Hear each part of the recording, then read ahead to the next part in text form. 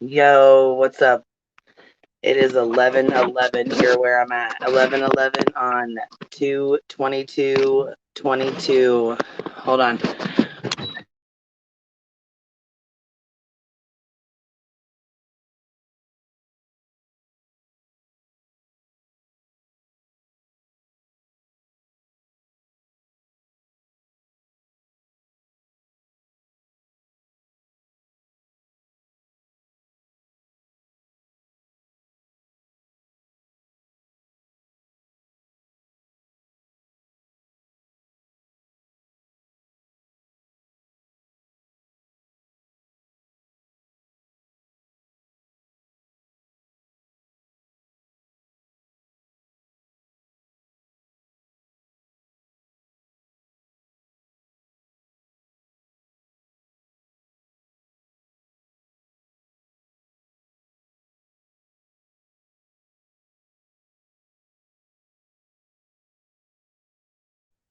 Sorry about that, you guys. I had to do something real fast. What's everybody up to today?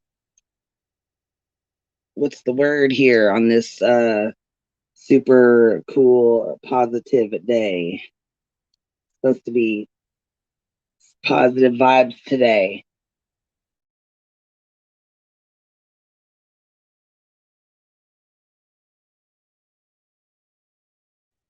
Always 11:11. Make a wish. Make a wish. You can make a wish on my time, 3-boy mom. It's okay. And yes, definitely make a wish, Blunderilla, at 2/22 on 2/22/22.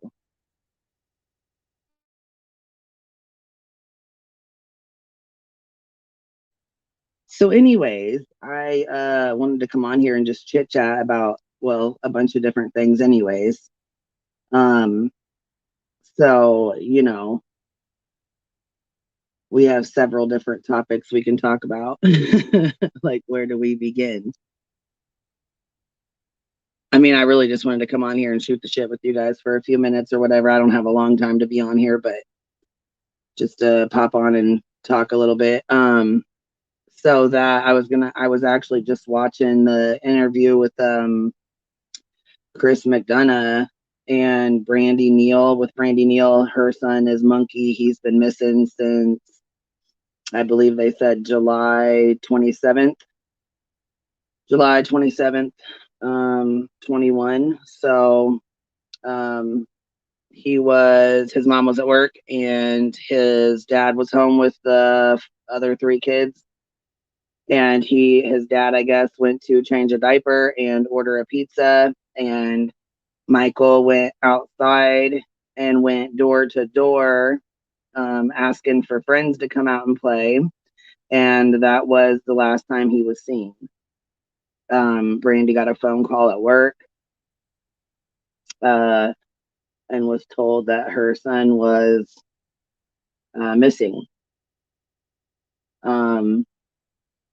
Similar with what happened with Dawn and Candace, kind of. Dawn was at work, got a call that, Summer was missing. So they've been looking for him and they've got flyers and stuff. Anyways, long story short, I don't really dig Chris McDonough or whatever because what he did to the Wells I think is foul as hell. So I mean, I guess people are going to disagree with that, and that's fine. I mean, I respect everybody's opinions and whatever. But the jabs he was making last night or during his interview, sorry, I watched it last night. But anyways, the jabs he was making, I watched it again last night for the second time, actually, because I started watching it and then I stopped and then I started watching it again because I didn't have time. And I turned it back on, and then I watched it again. So I had to like rewatch it, you know what I mean? Because I'd missed some parts and all that. So I didn't like the way he was like, well, this is different than the other cases we've seen. This is different than the other parents we've dealt with. No, actually, it's not. It's not really any different at all. They're both 5 years old. They're both missing. One of the parents was at work. The other one was home with the other kids. And, you know, the little boy, I mean, he hasn't been seen again. And they're saying, that they basically live in a really safe neighborhood. This happened in Idaho, I believe they said, like Fruitland, Idaho, or Fruitfield, Idaho, or something like that. So I'm not sure. Oh, Prettifuls. I just seen that. You want to chit chat for a little? Are you just popping in to say hey?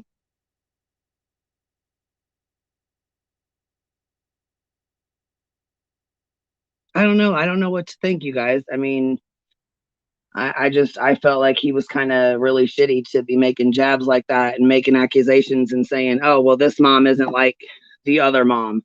This isn't like the other mother. You know what I mean? This isn't like the other family we've interviewed.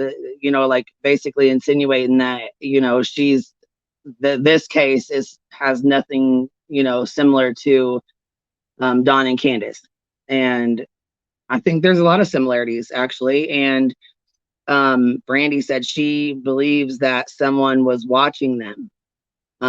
She feels that somebody was like watching her and her kids and their family and shit. Like they knew whoever took him knew their routine.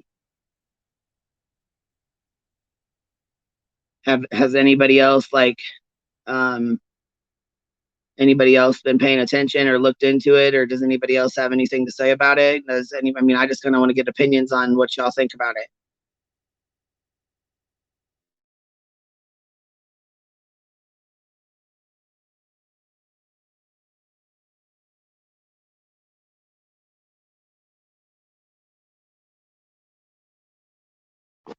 Here, I'm going to drop the link for anybody that wants to come up.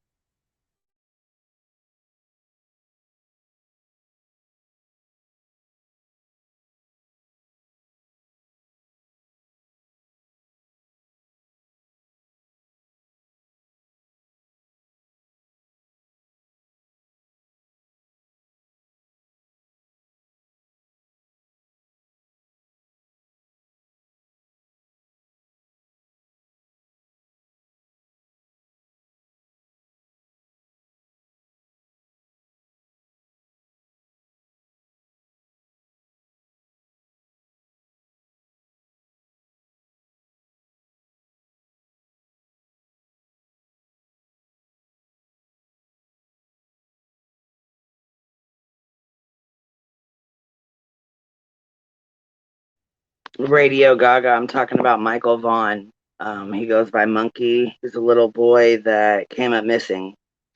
Um, he's 5, and she, I was watching the Chris McDonough interview. He's the one that interviewed Candace Wells and Dawn, and like went through their house and went to the watering hole and all that.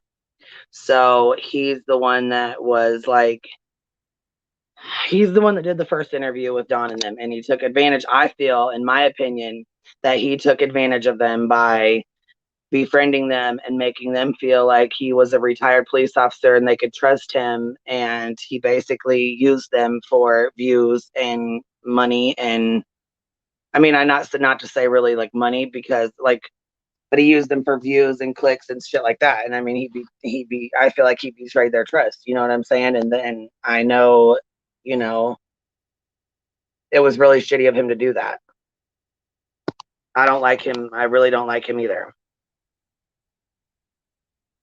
And yeah, he acted like he was on their side when he really was not. He was only there like fake it till you make it, smile in their face and get whatever information he can get out of them. Um, and I don't know. I don't like him. I don't like the way he is. I don't like the way he talks. I just don't like him. I don't like the way he thinks he knows everything about everything. I just don't like that shit. And yeah, I heard Gen X. I did. I heard he was a dirty cop. So I mean, I don't know. I just, like I said, I don't know. I don't like him. I don't like his thoughts on stuff, and I just don't dig him. So, um, anyways, he was making little jabs or no, I say last night when I was watching it, he was making little jabs, and he's like, yeah, this case isn't like the previous one.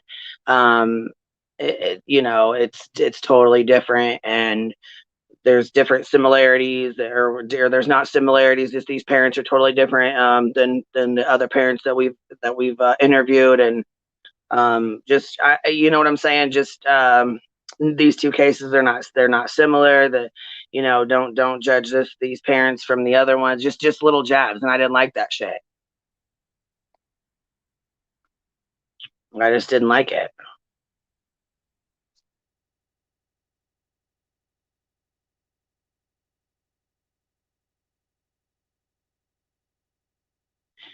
Parental said I watched one of his interrogations with a teen. He's disgusting. Yeah, see, and yeah, he's already set the tone basically. Yeah, he's like, oh, these people are they're nothing like the Wells. That's because the Wells are just so horrible. Like, seriously, what the fuck? I feel like he's the one who basically had people, not liking him and starting to, make them feel like they did something. You know what I mean? I feel like ultimately he put the idea out there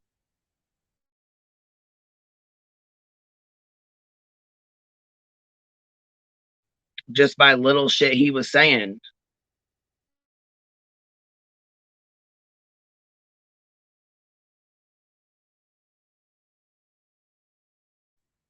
And I mean, there's a lot of people that will just believe what he says because he's a retired police or he's a ex police officer or whatever the fuck. I don't know. I feel like when I heard that interview he's a pedophile. Well, he murdered a child as well. And then the one that took that little girl Cleo or whatever. When they interviewed him, he said he had been watching them on Facebook. He had been stalking them and watching their Facebook and watching their posts. And, they would post, going to the store today. I'm going to the zoo today. People don't realize that, you give a lot of your information away when you start posting shit on social media platforms. And he said the entire time that they were begging for their daughter, he was watching it. He was watching it play out. He was watching it on the news. He was watching it on YouTube. He was watching, you know what I'm saying? He was watching it. He was watching it all as it all played out. And of course, she was alive and they found her and everything was good. But, for the kids that are not, I mean, how do we know that somebody wasn't watching Candace's Facebook or her TikTok or whatever and, you know, took advantage when, at at one of her weakest moments when she was busy. And I mean, how do we know? We don't. We really do not know until there's evidence or until someone says or there's an admission of guilt. You don't know. But look at Oakley Carlson. Look at Serenity McKinney. Her parents cracked. Her parents, it didn't take shit for her parents to crack.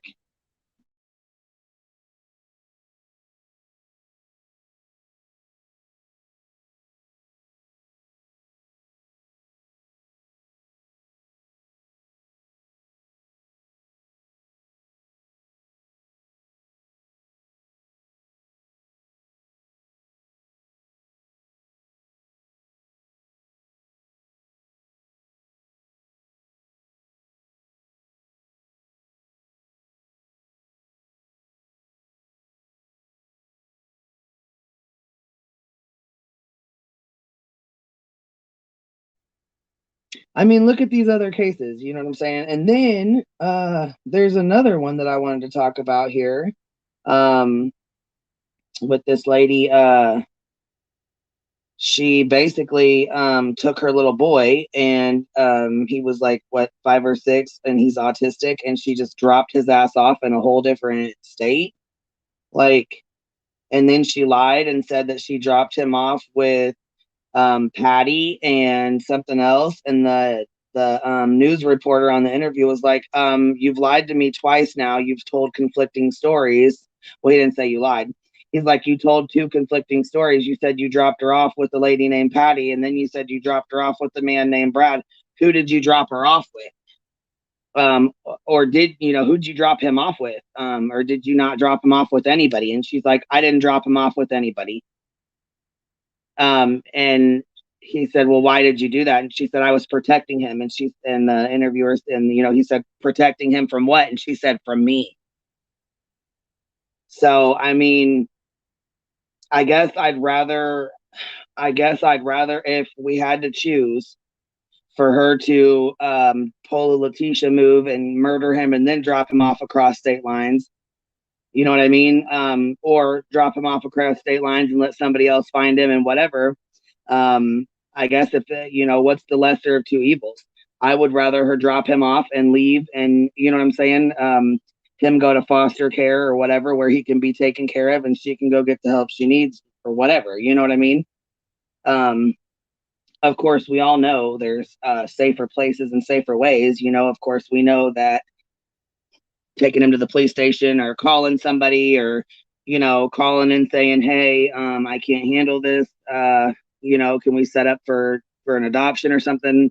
She was high on meth and high on drugs. She's not going to take the proper route to place her son where he needs to be. She could have definitely dropped him off at the fire station or whatever, but they don't have, I think that's the safe haven law is just for infants. I don't think it's for, older kids. I mean, I don't know. Like I said, I would much rather her drop him off and leave him and let someone else find him than to murder him or, kill him and then drop him off. I guess if that's, what I'm saying, I don't know. She is, safe haven is just for infants. So there's definitely safe places. There's definitely safe places that she could have dropped him. But like I said, she was high on meth, and she admitted that she was trying to protect him from herself. Like she knew she was going to do something. So yes, it's wrong, and no, she shouldn't have done that. And yes, it's horrible, and as horrible as it is, I'm grateful that she did that instead of murdering him and then dropping him off somewhere.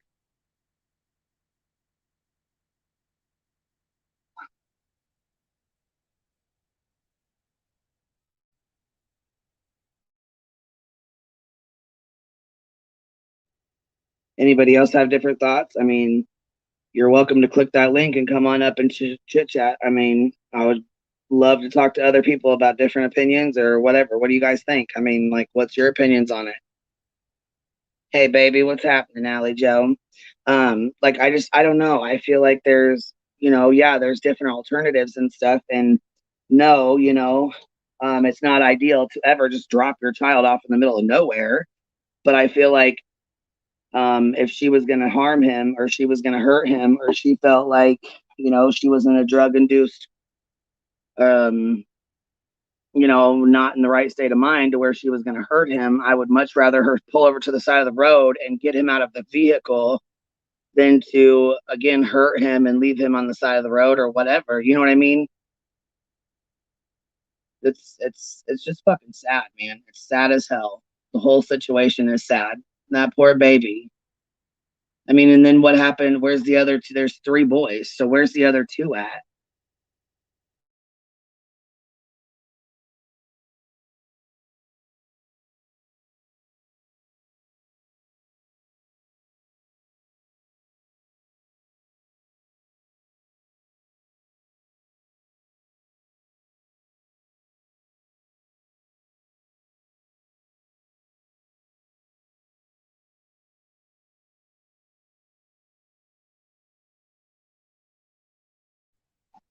The woman's name is Heather Atkinson.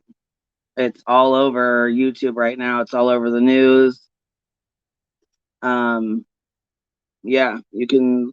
I don't have a way to stream it on here, or I would, but you're more than welcome to go check it out when you guys get a chance. Like I said, her name's Heather Atkinson, and this just happened.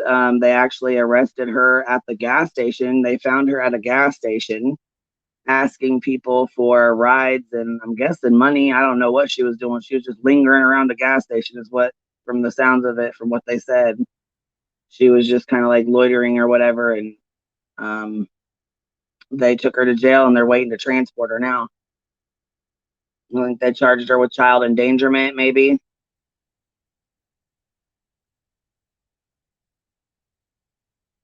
It's well, Nina, I don't want you to do that. You got two sick babies. I'm not gonna ask you to do that right now. It's not even, you know what I mean? It's all good.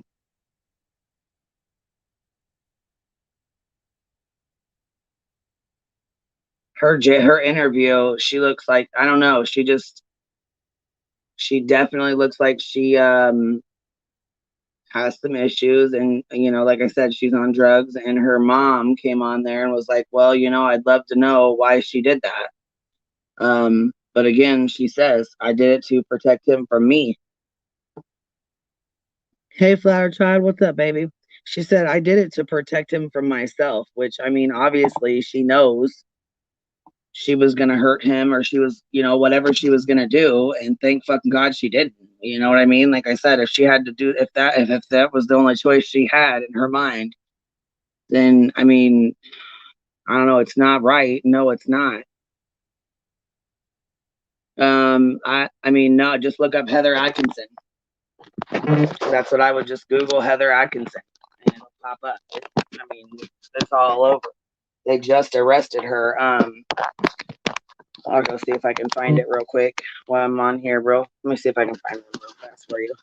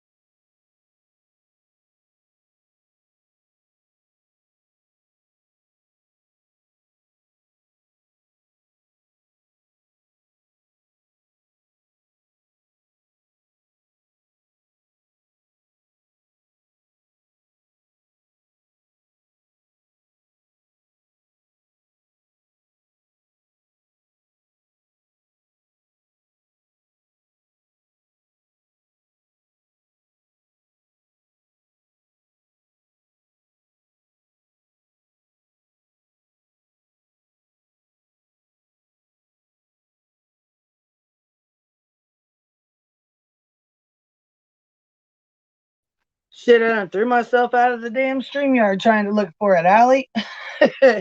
You'll have to Google it, baby. You'll find it. It'll pull itself up. I know the husband's in jail too. So the dad is in jail and the mom is in jail. They're both in fucking jail.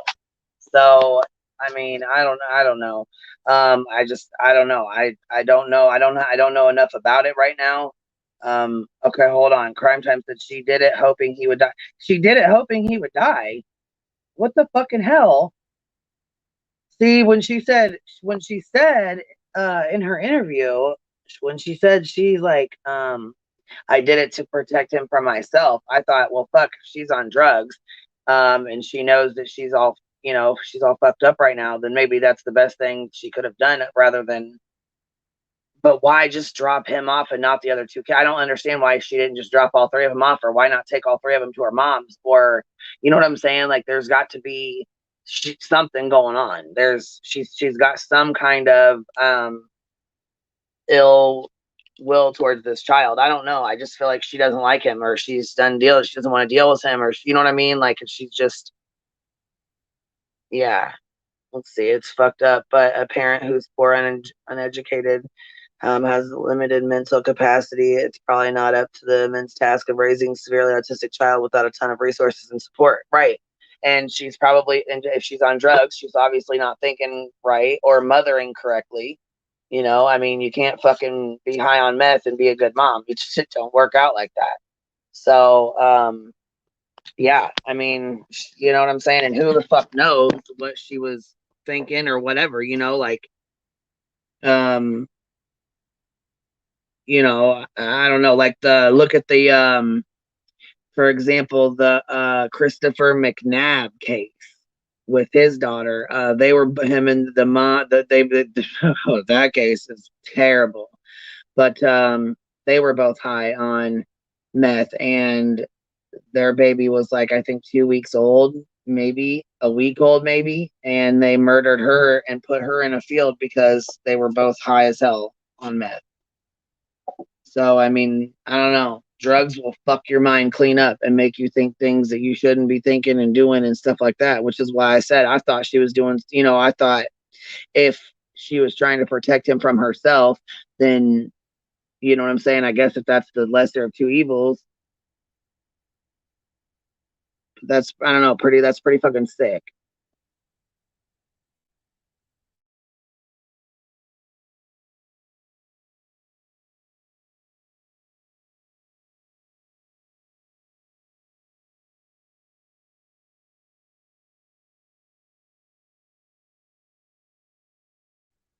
Yeah, Pam, it really does. I mean, and some people don't understand that. People that don't have a child with special needs or a child that um, you know, works your nerves, and they don't mean to. I mean, they really don't. But we're all human. You know what I'm saying? And like you said, when no one will help you with your autistic kid, no one wants to help you with your other kids. Or it's, you know, taking in three kids is a lot for somebody to babysit three kids, especially with one being autistic. So that means obviously mom's not getting a break. She's not getting time to herself. And yes, meth is the motherfucking devil. Amen to that outside the box. Um, they yeah, so and not only not to mention she's high on fucking meth. You know what I'm saying? And meth can make you and drugs, any drug, you know, any drugs can make you do crazy shit. But meth will have you fucking out here doing some really crazy shit.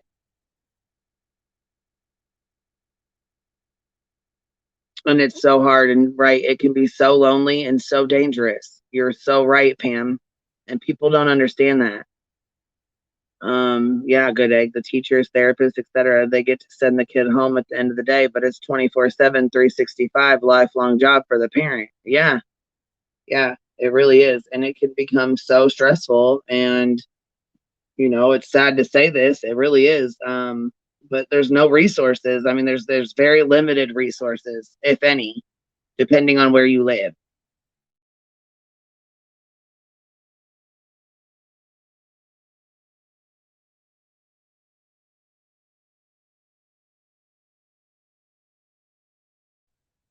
Well, no, honey, she don't care. Fuck no, she don't care. And she's high as fuck on meth. Hell no, she don't care.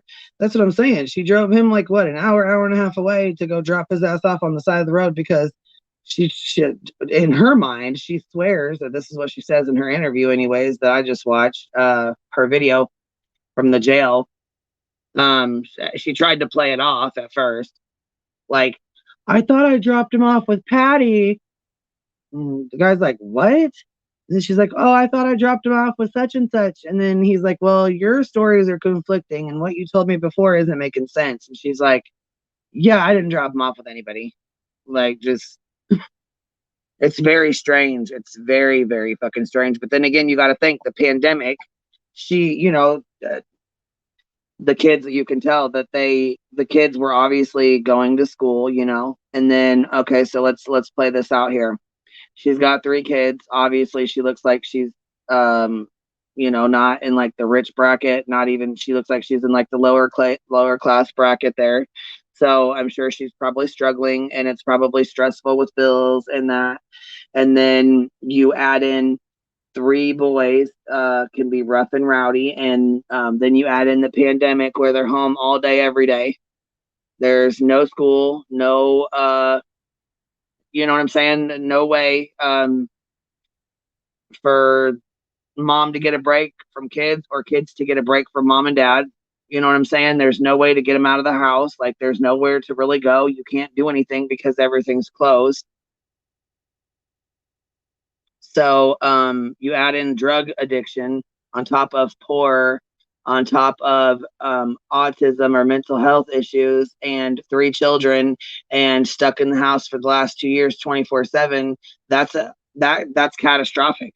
I mean, that's fucking, that could be life or death. You know what I'm saying? Like, a lot of these kids that have died, um, like, look at these kids that have been missing for a year or 2 years. They didn't even fucking know it. Nobody even knew it because why? Because it's a fucking pandemic.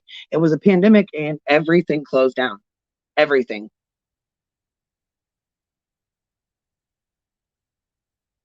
I don't know. I mean, I guess maybe I could be fuck. I could be wrong here. I'm gonna drop the link. Anybody that wants to come up and give me your 2 cents on it or tell me if I'm wrong, come on up. Because I mean, I don't know. Maybe I'm missing something here.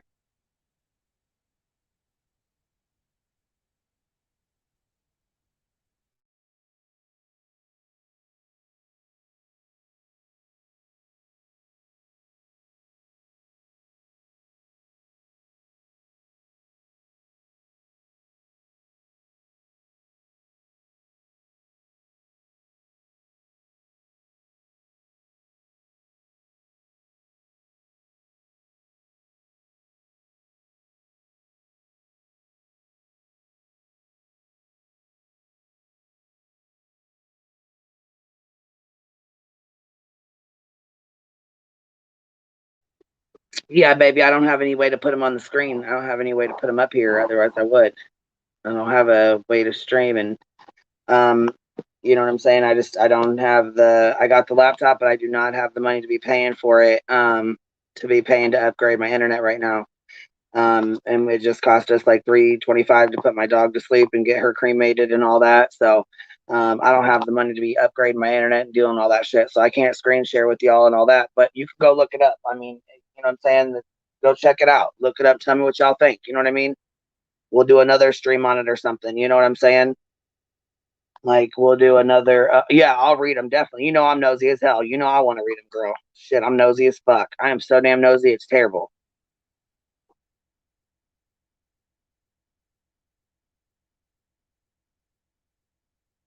Yeah, I had to. Yeah, we had to put our babe down. She was suffering though, man. It sucks. It fucking sucks.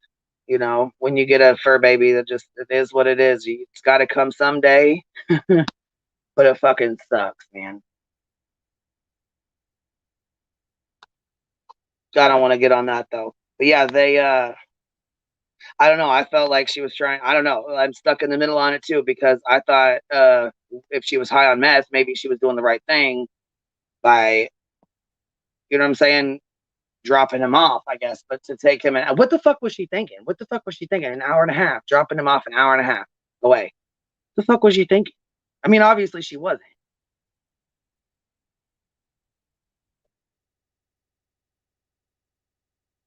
Oh, gotcha. Okay, okay.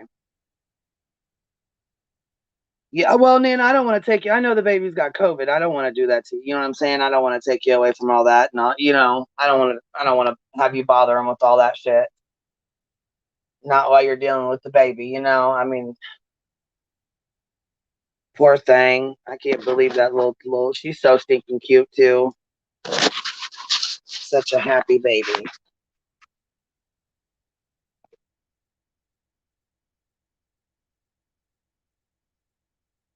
Come up, Emily. That's fine. Come up. Is the link down there? You welcome to come on up. I mean, I would like to get some insight on this. Like, what? I mean, you know, parenting is stressful, anyways. I mean, parenting is extremely stressful sometimes, and it does not come with a fucking book. It doesn't come with a guideline. Sometimes I feel like I'm the worst parent in the world. Like, I'm like, am I even doing this right? You know, like, I question myself all the time. And you know, it's hard as hell. I couldn't imagine having a child, you know, with autism or, you know, some type of a disability on top of other kids, on top of life, on top of stress. I mean, it would really be hard. So yeah, I mean, I would love to have you come up and talk if you're comfortable with that. I mean, you know, you have to be comfortable with coming up. It's up to you, honey. I'd love to have you up.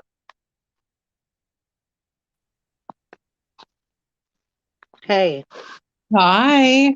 How are you? Good. How are you doing?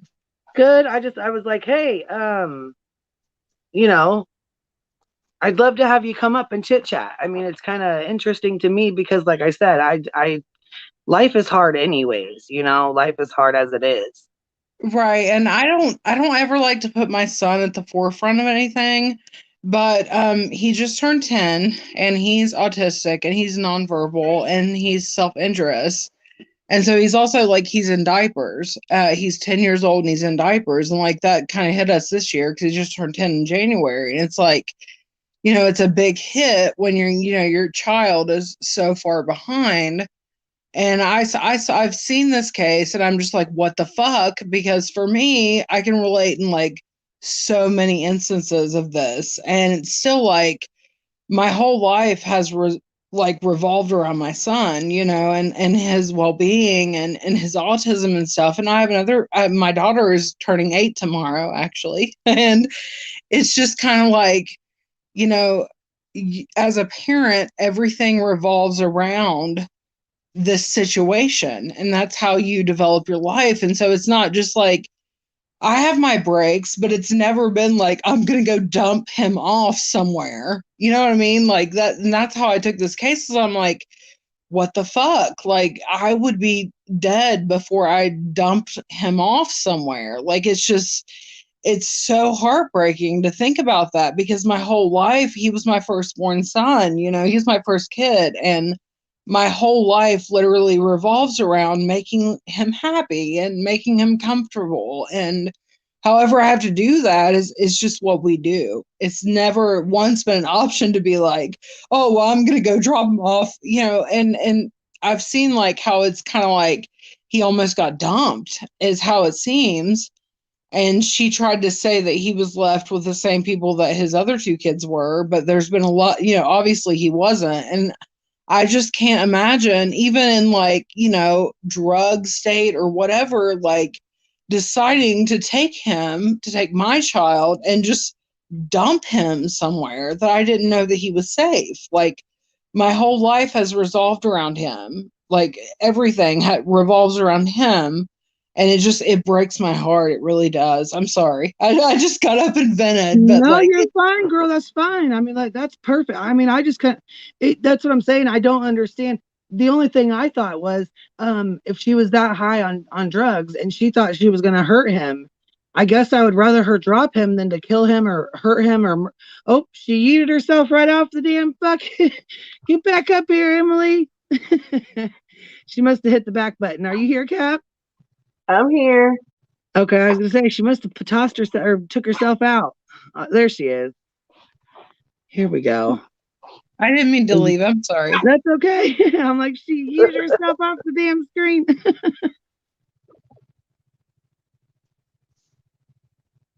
Hi, Emily. Hi. But yeah, I didn't hear what you said because I'm not used to this whole StreamYard thing, but it's still like I live and breathe it every day, and it's hard. It's so hard. And it's just kind of like I don't know. Even if you're in like and I have been there mentally, I have been so messed up. And like I have times where I'm like I'm failing, or my kid has went through stuff where like he'll be his head off walls until he's almost unconscious, like, and he has no like mental frame of what he's doing, but he's doing it. And it's still like my whole life revolves around him and his well-being. And I just can't imagine just being like, okay, well, mommy's in this crazy, crazed out stage and just let me drop you off somewhere. Like, it's just so sad. It's so sad to me. Well, see, and I feel like maybe she was so out of it because you know how you get like meth can make you like skirt out if you're on it for like if you're up for a week or a week and a half or 7 days, it can make you think crazy shit. You know what I mean?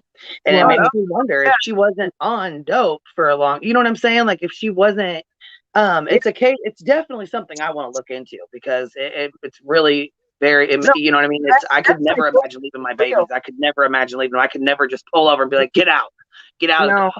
Yeah, Get out. You know what I mean? Like, I'm just gonna leave you, and then she drove an hour and a half to fuck somewhere else. You know what I mean? Like, how could you even? How is that not on your mind the entire way? I mean, wouldn't it make you want to turn around and be like, hey, get back in the car? Fuck, I'm sorry, I'm fucking. You know what I mean? Like, I don't understand how as a mother she wasn't like, what the fuck am I doing? You know what I mean? Like, I wasn't able to hear like exactly what this case is about, but I'm kind of getting it because I was recording a screen record when I Kathy, left. what the hell is your picture?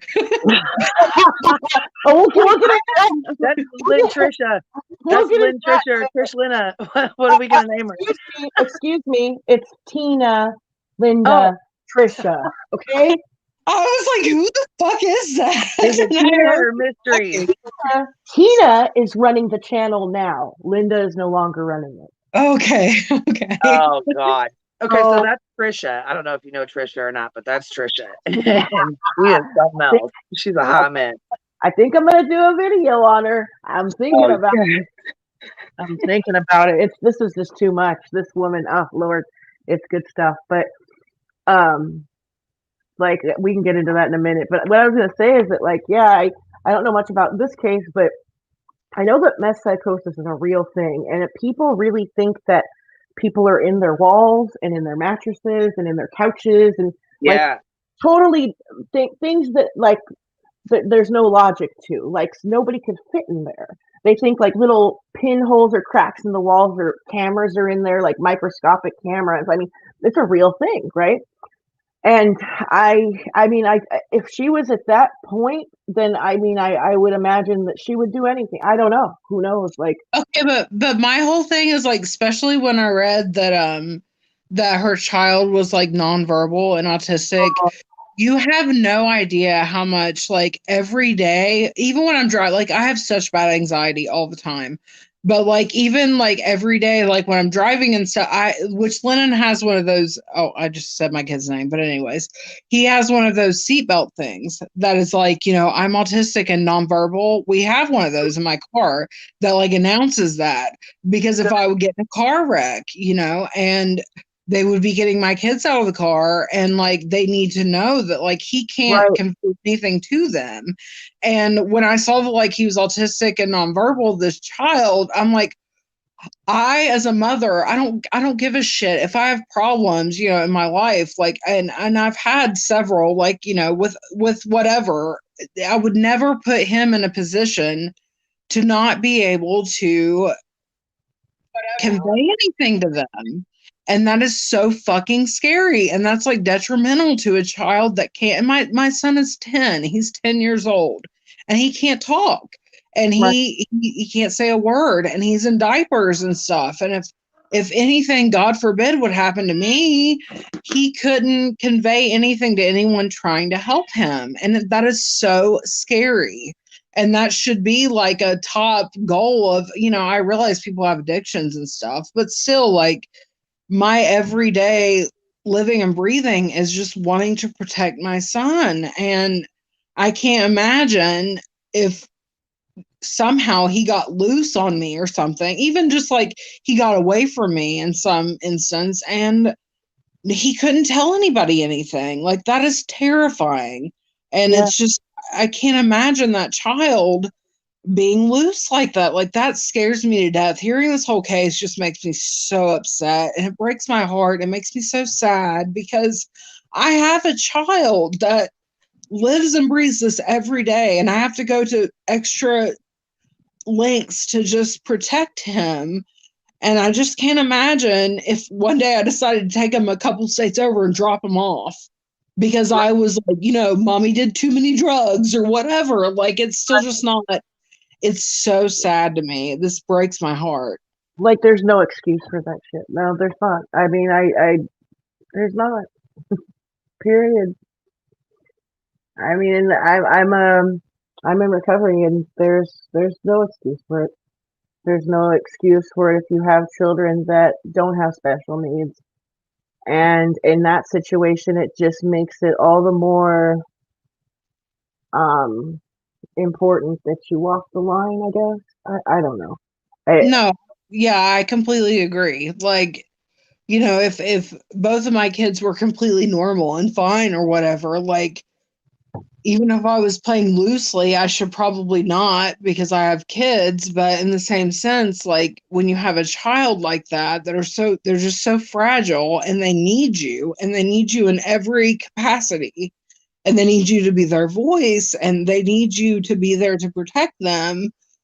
Like, So is this like okay? So what do we know about this lady and her addiction? Was she hallucinating, or was she just wanted to hurt him? Like, I'm not sure. That's what I'm gonna see if Nana. I sent her I said, because she said she could come up, but I didn't want to bother her with the baby. I know she's got the sick baby. You know what I mean? She's got a sick one, and right. she's dealing with stuff. So I wasn't gonna, you know what I mean? I didn't want to bother her, but I know there's a lot of people who are asking questions and a lot of people who don't know what we're talking about. So Right. I sent her the StreamYard link and I sent her the clip so that she could put it on. And that way you guys can kind of get a better idea of who she is and the interview that she does. Because even today, like even 3 days later after the fact, she sounds like she's still out of it. Like I don't know. There's something not right. Something is not right. You know what I So mean? that's what I'm trying to determine. Like, is she Yeah. okay? So is she? Oh, she was definitely on meth. She said she was on meth. And then her mom did an interview also as well. I mean, like, because I'm trying to figure out if she was like, okay, because either way, like, being on drugs is selfish, or was she just selfish, or did she have mental health issues, or all the above, or like, was she hallucinating? Like, you know what I mean? I want to get a grasp on what's up with her, I guess, because I don't know anything about it either. But I mean, Hey, Nana, that's fucking crazy and sad. are you on here? Hello? Nana? Is that you? I hope so. Put up a picture of Robin with her strap. Hurry! I'm waiting to hear her voice before I remove her from the screen. Oh no! Don't be cloned, Nana. No. I know. That's what I'm trying to, because it's not muted. So I don't know what. Oh, she said she cannot talk. Oh, computers in the same room as the littles. Okay. I'll mute it then. I'll mute it just in case. That way she's not, have a little. And then after this, you want to get into Trisha's stream today? Yeah, if we could find somebody to stream it for us, yeah, or pop it up. You know what I mean? Because a lot of people don't know. A lot of people don't know who she is either. You know what I mean? Like they're asking like who she is. Yeah. That's a good time to roll when that happens. Yeah, if we can find somebody to stream it, I'm down. I'm definitely down. I'm waiting on Nana's screen share to come up so I can pop it on here. I know she can't talk on this one because she's in there. She's on this is her computer one, so I was waiting on the screen share because I downloaded the clip and sent it to her so that way she didn't have to even look for it. It's right in her inbox, so everything's right there. You know what I mean? Okay, cool.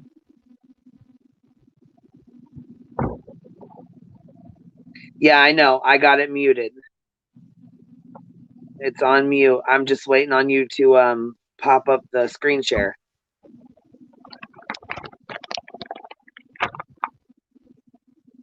Oh, no kidding. Susan Powell's remains may have been found. See, I knew they were looking for that in that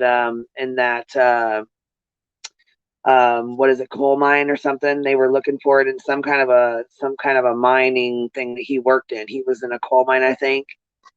And they looked down. There was only one spot they didn't look in, and they finally looked in there, and I think that's where they found her, actually. If it's her.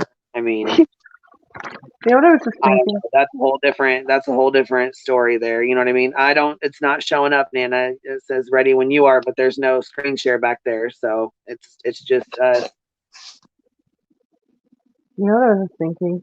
Like, all of us, like, in this community are like kind of dark motherfuckers, if you think about it. Like, not everybody that walks this earth wants to research crime all day. Like, I think it takes like a special kind of person or something.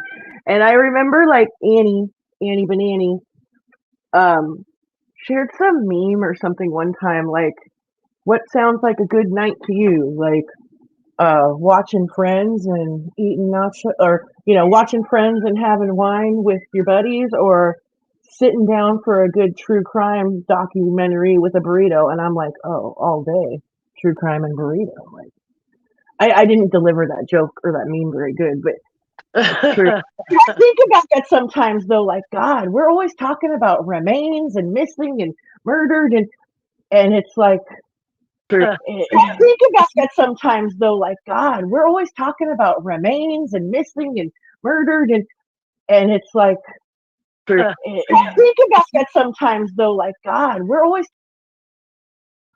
I was like, what happened? Who's talking? Like, just like. I think about that sometimes, though. Like, God, we're always. I was like, what happened? Who's talking? Like, just like. I think about that sometimes, though. Like, God, we're always. I was like, what happened? Who's talking? Like, just like. I think about that sometimes, though. Like, God, we're always. I was like, what happened? Who's talking? Just like. I think about that sometimes, though. Like, God, we're always. I was like, what happened? Who's talking? Just like. I think about that sometimes, though. Like, God, we're always. I was like, what happened? Who's talking? Just like. I think about that sometimes, though. Like, God, we're always. I was like, what happened? Who's talking? Just like.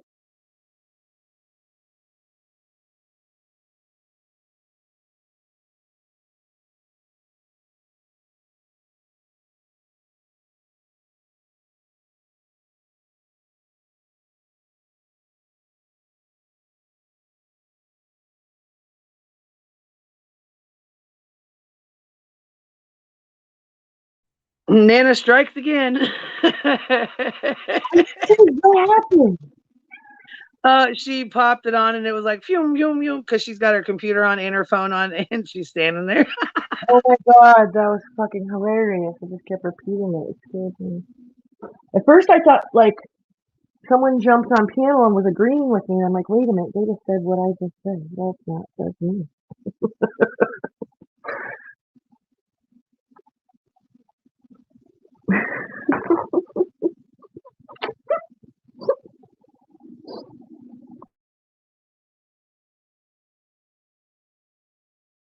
I'm ready whenever you're ready. I just want to make sure it doesn't do that again.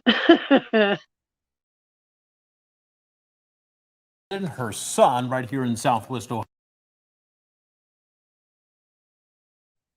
Okay, what the hell's going on here?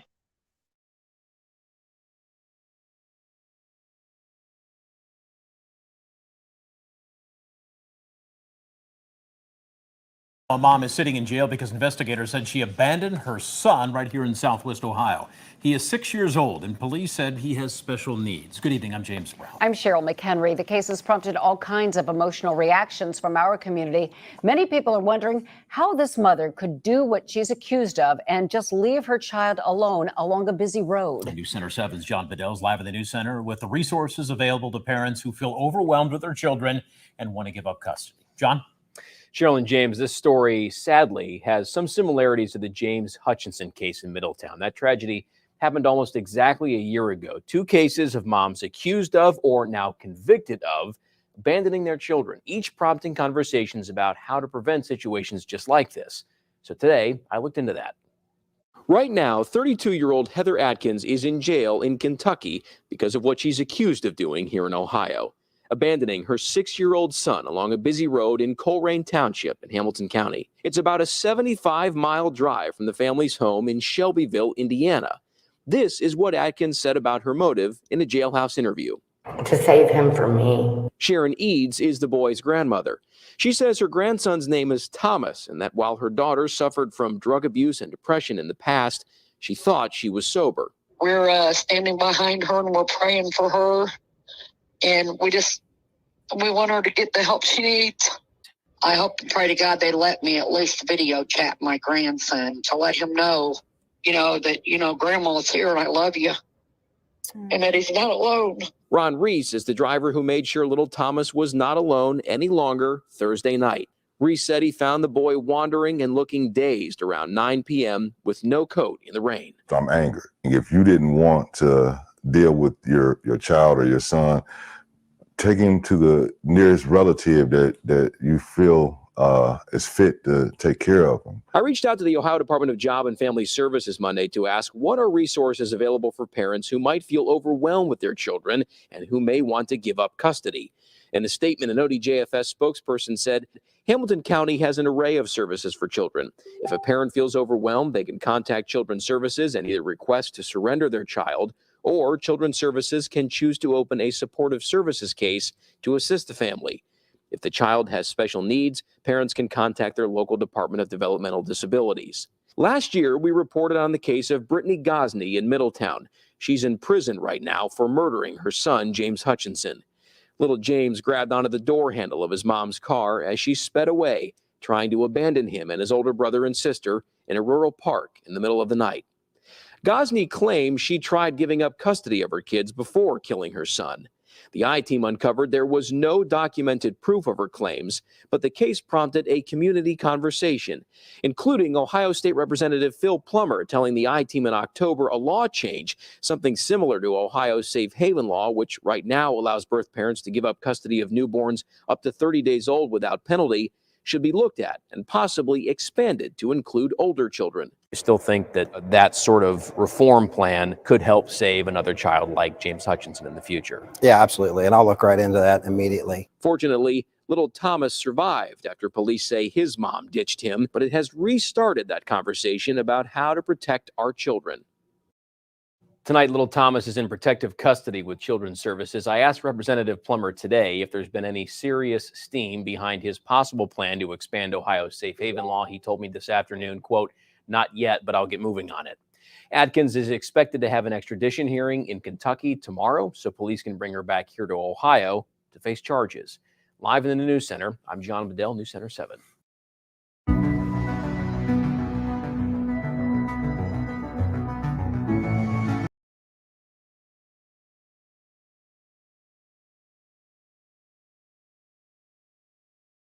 Yeah, so there it is.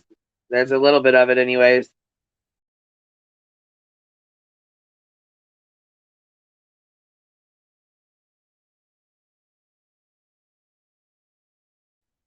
Did you watch it, Cap?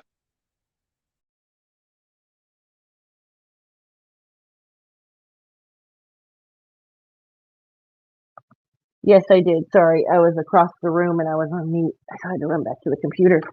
Yeah, I watched it. I do feel like the safe haven law, like, I kind of feel like there shouldn't be an age on it at all. I don't know. Like, I know that there needs to be some level of accountability as a parent, but however, like, what if there's no more of that, like, or what if the person's not capable of having, I don't know, dude. Like, I think that it could probably save some kids. I don't know, man. Everything's so fucked regarding that whole situation, dude. Like, it really is.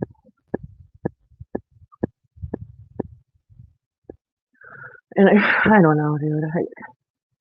Part of me is like, well, I feel like the pandemic has a lot to do with it too, honestly. Well, it's hard on mental health and addiction and stuff like that, and it's just, I don't know, like, I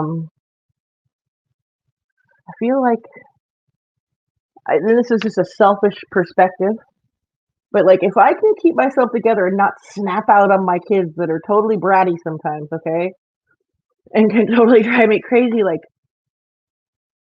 why can't everybody else? Like, I don't know, and that's totally not logical, but I don't know, like, that's some frustrating shit right there to hear, and God, I want to know more about her though, but there's just like, I mean, at least she didn't hurt him, and at least she did get him out of her presence, but roadside? Really? Come on, bitch. Like, are you kidding me? That makes me feel like what road did she leave him on? Like, how busy was it? Did she want him to just die so she wouldn't get in trouble? Like, what was she looking to do there? You get what I'm saying? Like, I don't know, dude. I guess I need to know more about her before I can, like, and I don't like to judge any parents, but it's just like some of the shit that you hear about, like Susan's, but okay, so here's an example. Like, Susan Smith and Andrea Yates both killed their kids. But yeah, And but have you ever digged, like I did, like a little, I went down the rabbit hole with Andrea Yates, and like I'll have to fill you in on that a little bit. Because if we're going into that, let me just tell you, she was like, and this is what I think, because she, hold on, somebody's trying to come up. Hold on a sec. Okay. That case, yes, I deep dove on it. And oh, hold on, I got like 3 nanas up here. Hold on. I got 2 nanas in the screen, so hold on one sec. Let me hold on.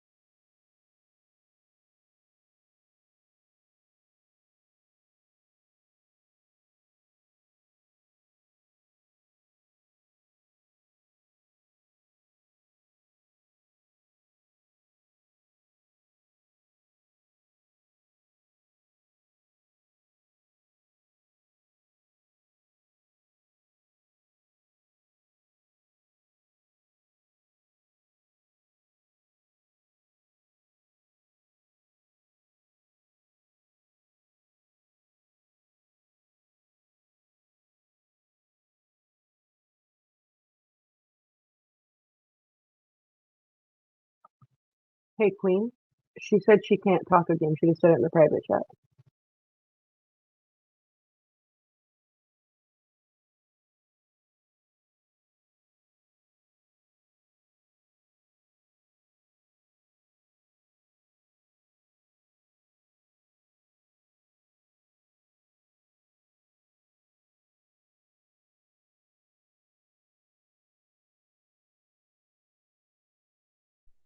Oh my God, you guys.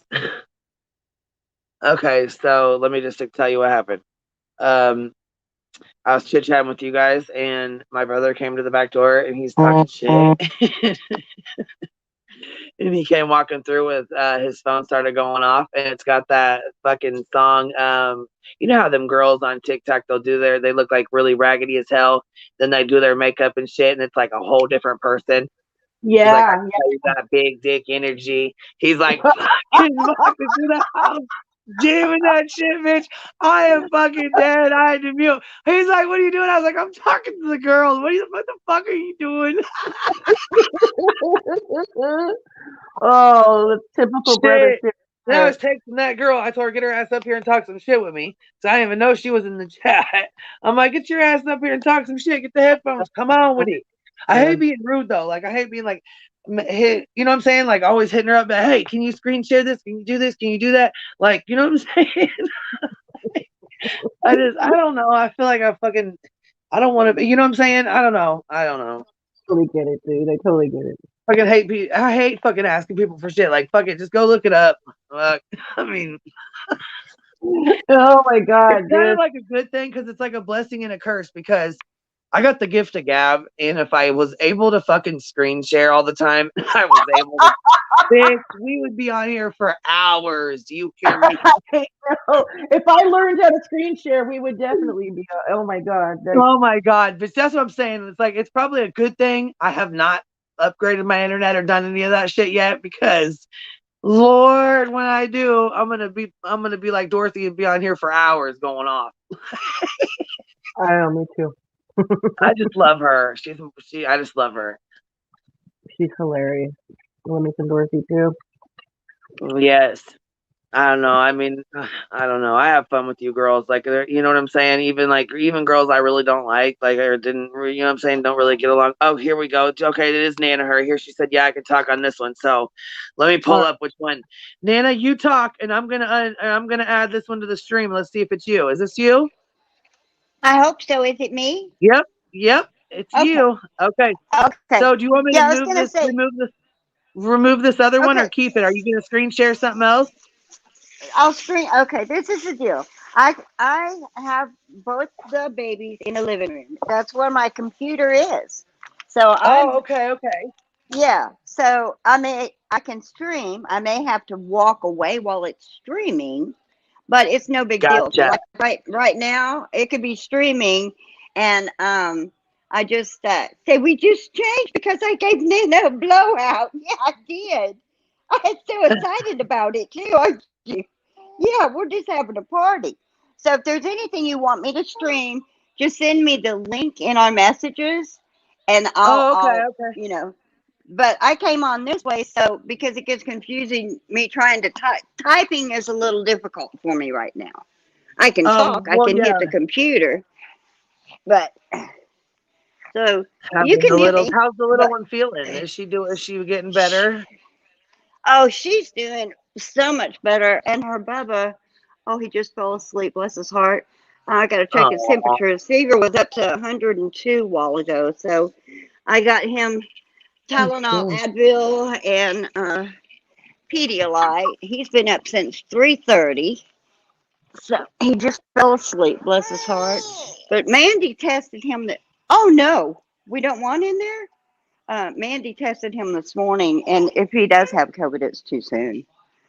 Because he just got sick. So, but the baby, her eyes aren't near as watery. No sassy, and her runny nose is better. So she's getting better. Bubba's not doing so swell today. They're running Nana's behind off. But it's okay. Anyways, send me whatever you want me to stream. It's no inconvenience. It just may, there might be a delay or something.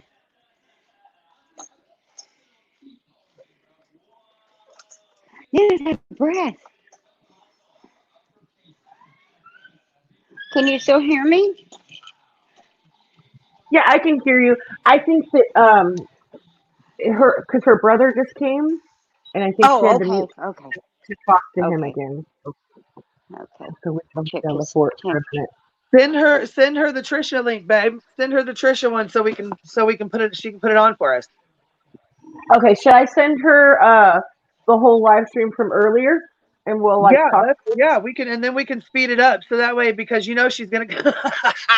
I want you to understand she's gonna come for us for this, okay? Oh, I'm ready.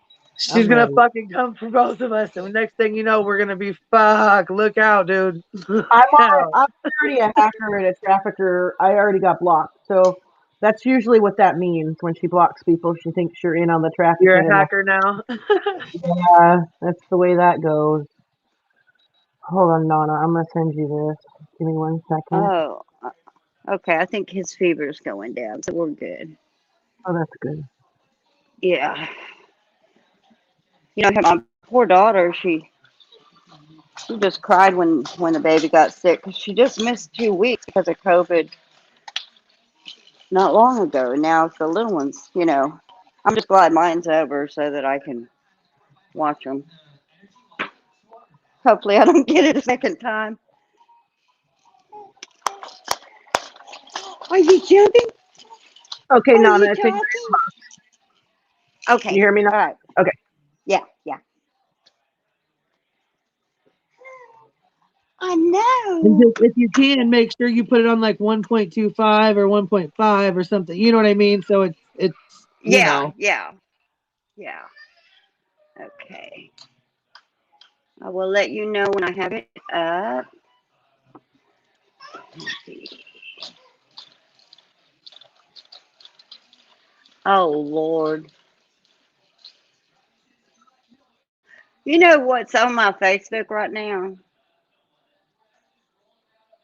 No, what?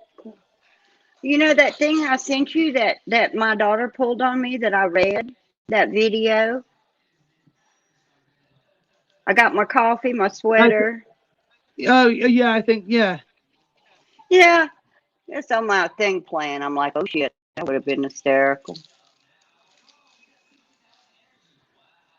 Okay, let me see settings. Hold on, I'm gonna go grab a soda. I'll be right back. Okay, the only thing I know, she said she had to go grab something. The only thing is that I'll play it and I'll walk away. So if y'all need me to pause it, I'll have to back it up a little. In other words, got it? Okay. Yeah. Okay, so I think that's on the play. Got it at the 1.25. So whenever y'all are ready, I got it. And if you have, like I said, just y'all can message me, and it may take me a little while, but everything is in the Is same this her? room. Is this Yeah. it? Yeah, that's Oh, the okay. lecture from earlier, yeah. I just didn't know if this Okay, was even the. If this was... I'm gonna mute my phone, but Okay. are y'all ready? Yep.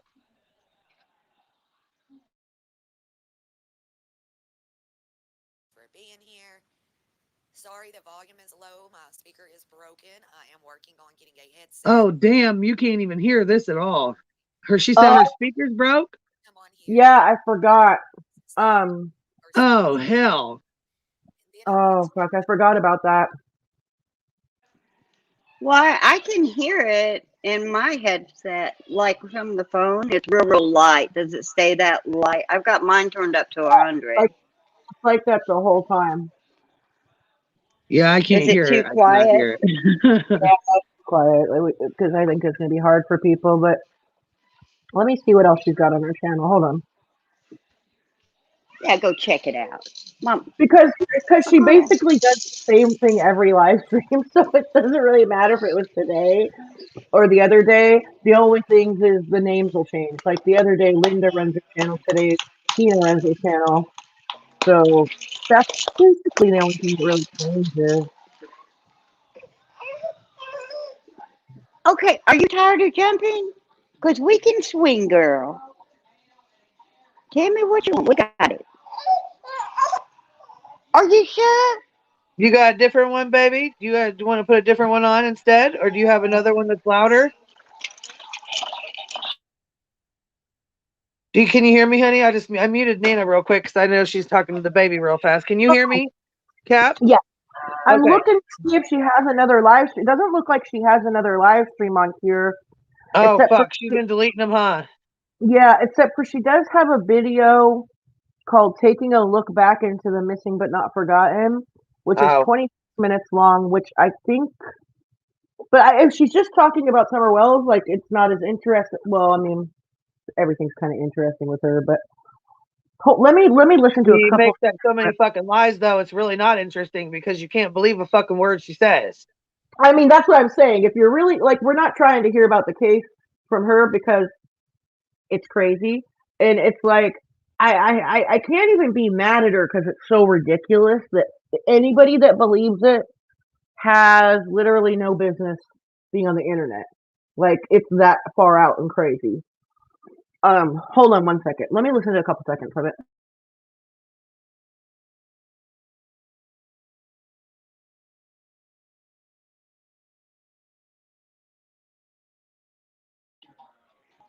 I'm sorry. Yeah, I'm here. Can you want this? That's okay. I didn't know if she could hear me or not. So I was like, let me mute Nan because she's probably busy. I didn't even know if you were by your phone. They know. Say back and forth. Do you hear this child jumping? Queen sees all your videos. Yes, she does. Oh, Lord. I lost that. You know that thing that holds their binky? I lost that string thing. Oh, God.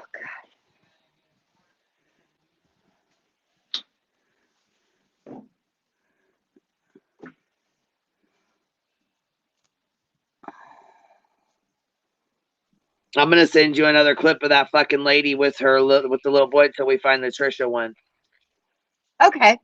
All right, give me Because I have one. another one of her with her bullshit when she's talking about doing that interview. I want to find that fucking interview that she was doing with that the news reporter.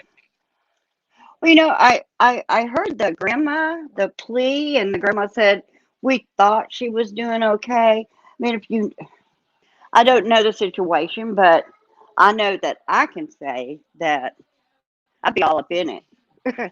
If I knew that my child had a problem with drugs and then thought she was okay, I don't think I would be not checking in all the time and observing.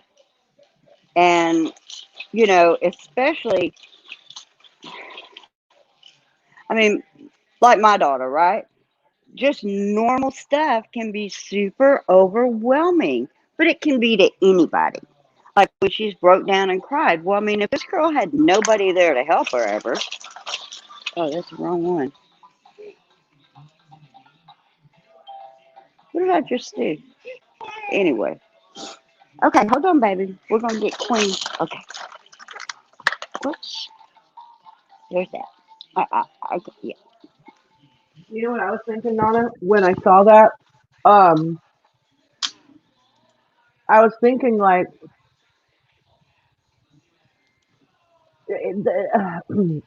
the grandma saying like we're praying for our daughter right now and stuff like that kind of rubbed me the wrong way a little bit because I know that when my mom stepped in and our mom stepped in, it was like, yeah, Yeah. go somewhere and fix yourself while we tend to the babies.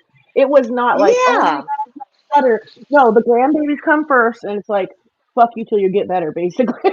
You know what I mean? Like there's a level of support, but it's not this oh my gosh kind of thing. You know, Right, like right. this kind of felt I weird. mean, I kind of feel like grandma might like make a lot of I excuses mean, for her. I don't know. I'm just, what happened the first time when you had drug problems? Did they do anything? Not do anything? I mean, Right. I want to know it's more. just, I think it's just, yeah. I mean, I think the thing that bothered me was hearing the grandma say, we thought everything was okay. And I'm like, well, okay, whoa. If you yeah. knew there was a history, where have you been? Because you would think that they would just be more apt to check on it. Here, let me have this.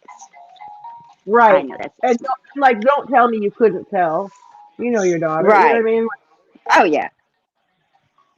Yep. That makes me wonder, like, when's the last time they seen each other or something, like, or how far away does she live, or I think there's just a lot I need to know about the case.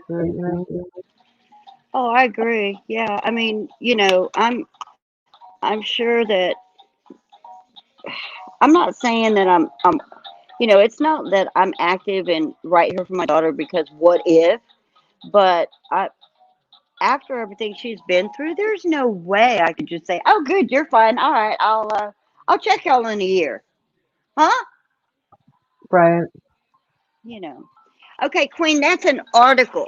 There's not a video. Is that what you want me to put up? No, if you scroll down, there's a video in that article. But I actually don't Oh. even worry about that. Just go ahead and go down. I sent you like 2 or 3 other links that actually play. The very last link you're gonna get is the one where she's doing the interview with the reporter, Oh, where he calls her out for her bullshit lies. is that the one you want me to play or the one above it? Yeah, the very last one that's coming in. It's where she's sitting there on the phone talking. You see her? Yeah, yeah. That one. Okay. Yep, that one. All right, let me get that. And that's the one where I was telling Cap, the one I was talking about the interview where you can hear she's like, where he's like, he's like, you told 2 conflicting stories. You said you dropped her off with a lady named Patty, and then you said you dropped her off with you said you dropped her off with a lady named Patty, and then you said you dropped her off with some other man or something. I can't remember what name he says, but she's like, no, actually she sits there for like a long time with like super quiet. And then she's like, no, I didn't drop him off with anybody.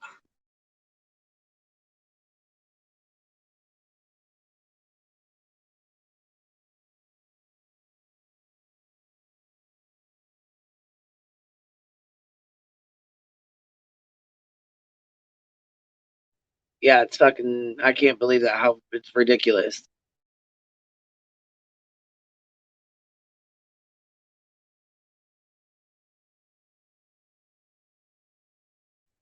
Congratulations, canine handler. That's awesome.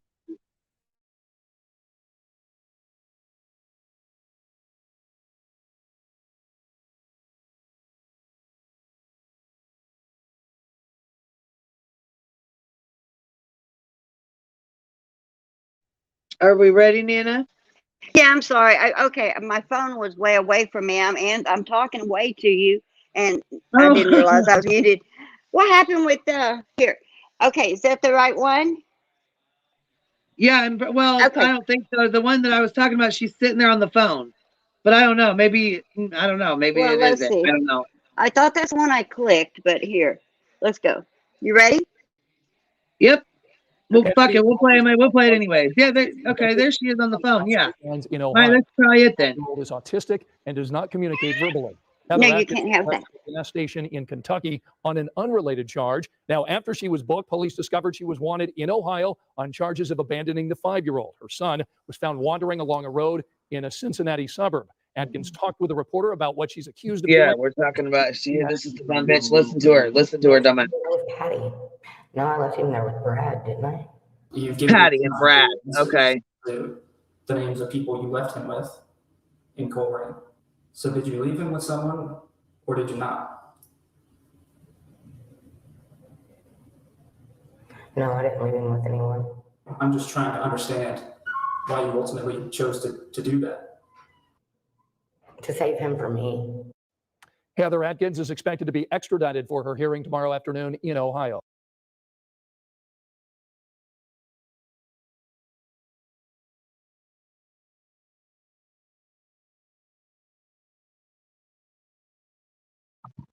Oh,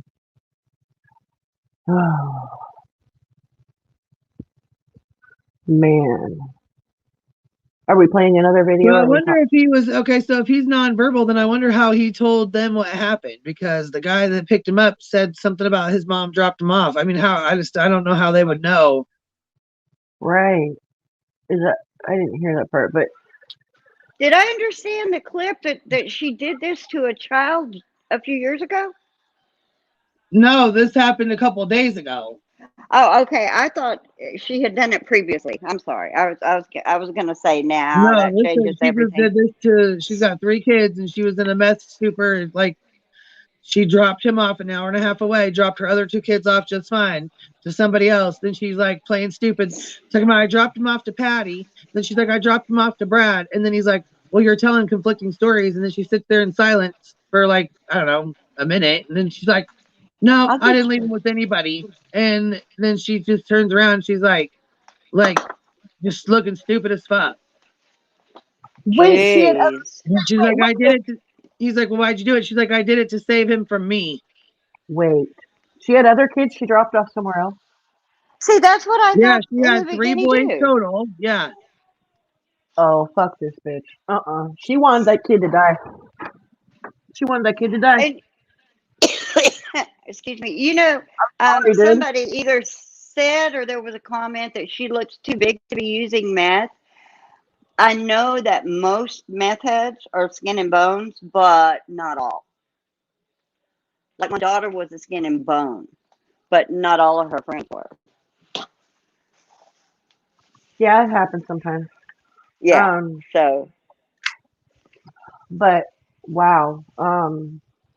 That paints a totally different picture for me. She has other kids, and she dropped them off roadside. She could have dropped them off anywhere but roadside. It makes me feel like she wanted that to not have responsibility of that kid anymore, and wanted something to happen, so he was gone. And maybe like she was obviously thinking of hurting him because she said, "I'm saving him from me." Well, see, that makes me wonder if he's nonverbal. Did the other 2 boys say something and that's how it got called in? I mean, you know what I'm saying? What, like, I want to know how the shit went down.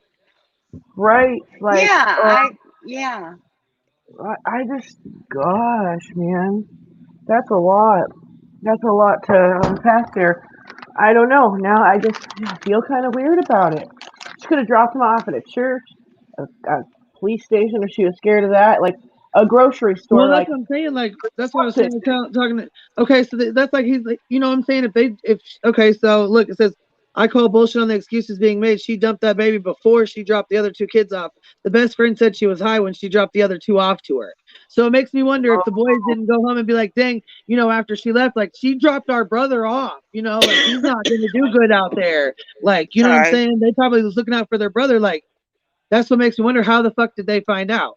You know what I mean? Yeah. Because they found her ass fucking higher than Cooter Brown at the gas station somewhere. I just, man. No, listening to what her mom said, it none of it adds up for me. She doesn't seem like she's like, she doesn't seem like she's in psychosis though. I mean, she might be a drug user, but No, psychosis, they don't make any sense, Cappy. They're scared. They're flipping. They're just going 1,000 miles an hour and they're not making any sense and they're jumping from one to another. I've seen that shit. Right. Sorry. Like, I mean, and it doesn't just go away from one night's sleep either. They stay like that for a little bit sometimes. Oh, Lord, I know. Like, yeah. There were people in my group, and I've spoke on some things that you guys know about. Like, it can take a while for them to get back to normal, even being sober, and it's crazy. Especially with chemical makeup of amphetamines nowadays in comparison to, like, in the 90s. It's more so. It used to be. It's a different makeup. That's what my daughter said. It's so different. It really is. And I think after, like, the Sudafed restrictions and stuff, they had to kind of. And it makes me wonder, like, what did the best friend say when she dropped the other two off? Where's such and such? Where's you know, where's Tommy at? Where's the other kid at? You know, whatever. Right. Yeah, girl. Well, the thing is that most of your friends, if you're using, are also using. Right. So none of you are making any sense or good decisions. I mean, like, or she might have, like, went to her friend that uses, but kind of, like, flies under the radar, or, like, you know, functions to a degree, I guess. Like, might hold a job and take her kids to school and all that stuff, because some addicts do. And I don't know, man. This smells real fishy. I feel like she wanted that little boy to get hurt and didn't want the other ones to get hurt. Because there's just, like, that doesn't make any sense at all.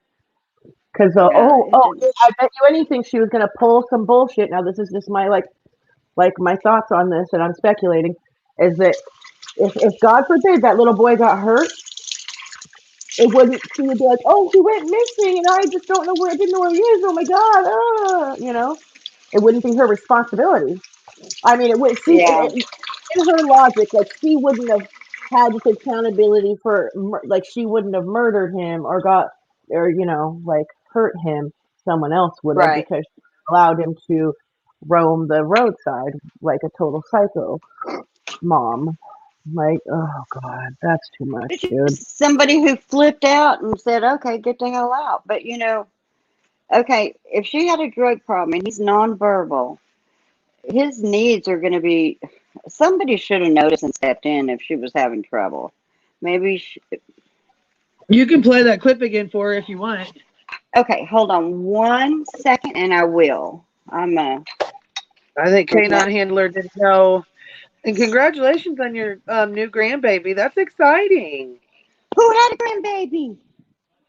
Canine Handler said she had a new grandbaby, and I think it was like 10 pounds. Or here, let me scroll back up here. Oh, 12.6. 12 pounds? Yes, bitch. 12. Healthy baby. Man, they grow them so big nowadays. Go ahead. Mercy. I know, right? Okay, hold on. Let me. Yes, they well, this little boy, I mean, he was 5, and I can't believe that they just dropped, like, she just dropped him off and thought. It makes me wonder if if he did die, what was she gonna say? You know what I mean? What was she gonna? She was just gonna play it off like a Casey Anthony type of thing. Like she was just gonna be like, "Oh, I dropped him off with Zanny the nanny, and I don't know what happened." She Yeah, hasn't that's got kind that of far. that's how Like, it feels. That's how it feels though. Like like what? I dropped him Yeah. off with Patty. Didn't I drop him off with Brad? And then she sits there and plays stupid, and then she's like, "I didn't drop him off with anybody." You have a fucking lawyer. I'm sure you have a lawyer. Why the fuck are you even talking to him? What? Like, I don't Yeah. know. This whole thing's so weird, and like she made sure the other two were okay. That Well, part really gets me. were they okay? I oh, mean, look, 12 pounds, 6 ounces. Ooh, Healthy mercy. Was it by baby. C-section? Lord, that would have killed me. God, I hope so. Oh, Oh, yeah, she could say, yeah, because you know what? Autistic kids do get out and wander off. That is true. oh my She God. was going to say that he took off and she could find him because the autistic kids wander off. Yeah. And she probably would say some stuff like, I mean, you know what I'm saying? Just different basic excuses. But see, that's the thing. Like with the whole, that's what my point was with like Dawn and Candace. Look at all these parents that are being arrested. Here you have Serenity McKinney's parents are arrested. Looks like Oakley Carlson's parents are arrested. What's that other little boy, the babe, the one they just found that was passed that cracked Serenity, right? And then there's another one that they passed away too. What was the other little girl's name? There's another one. Huh? Was it Montgomery? Yes, Montgomery. Yep. What's the first name? Serenity Montgomery, isn't it? Oh, is Serenity and Montgomery the same? I'm sorry. No, there's like three or four. Well, that's the thing. There's like 3 or 4 little girls. I mean, that's the thing. Like all these little kids are coming up missing, and you have like Don and Candace Wells, who their daughter's been missing for 8 months now, and they have the TBI, the FBI, the police, all these people are involved, and they haven't had no arrest. There's nothing, you know what I'm saying? And then all of a sudden, you got 5 other cases here, and the parents have been arrested, or you know what I'm saying? They're all sitting in jail because you know what I'm saying? They've done something to their children, and they ultimately they get in jail. Boom, they crack like within the first couple days. These guys have done lie detector tests. They've all passed. And they like, I'm not trying to compare case to case, but I'm just saying, like, open your eyes, people, and look at these cases. Like they're, you know what I'm saying? Like, here's different examples where these kids are, have been murdered by their parents. And, as soon as like within like, they've been missing for a year. That's why I say again, with the pandemic, I feel like it all ties in together. Yeah. Well, I think it's got a lot. Pandemic. A lot of these other people, a lot of these kids, CPS and stuff, they went to school, and it was like a protection for them because, you know what I'm saying? Their parents, they would report it, and they got a break. That's another thing. The parents got a break from the kids got a break from the parents. You know what I mean?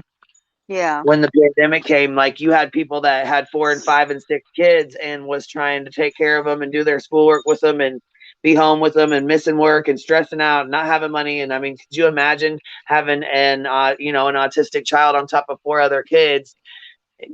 I mean, I could only imagine how stressful it is on top of then you got somebody that's using meth on top of that. And you know what I'm saying? That's a recipe for a disaster. Yeah, it really is. It's so scary. It's, the crap that goes on nowadays, and there we go. Serenity McKinney, Harmony Montgomery.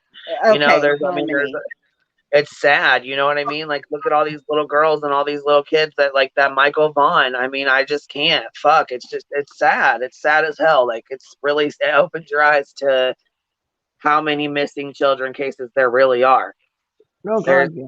tons and tons and tons and tons. And you know what, though? I keep going back to, and it just makes me sick to my stomach that when they interviewed that guy, he was like, yeah, I was watching her Facebook. I was watching their every move on Facebook. And he's like, even when they were looking for her, I was watching the whole time. Oh, God. Like it got him, he got off on watching everybody search frantically for this little girl, and he had her. You know what I'm saying? Like, it just was sick as fuck, and it really turns my stomach to even think there's sick fucking people out there.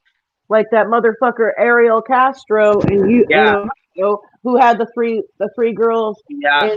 in the basement. He went out when DeJesus Ugh. is when the last one he kidnapped. He knew the DeJesuses, and they were having a vigil, like a prayer vigil, like and had their missing signs out. And he went and took a flyer and like hugged her mom and stuff. Like sick shit, dude. Sick. Ugh. Queen, did you want me to hit play on that again for anybody that missed it, or so that we can listen carefully? Yeah, I think Canine Handler missed it. So yeah, if you want to pop it on there, we can. Yeah, this is Heather Atkinson. She dropped her child off an hour and a half away from where she lived in a different town. And he's autistic. Okay. I got it up, girl.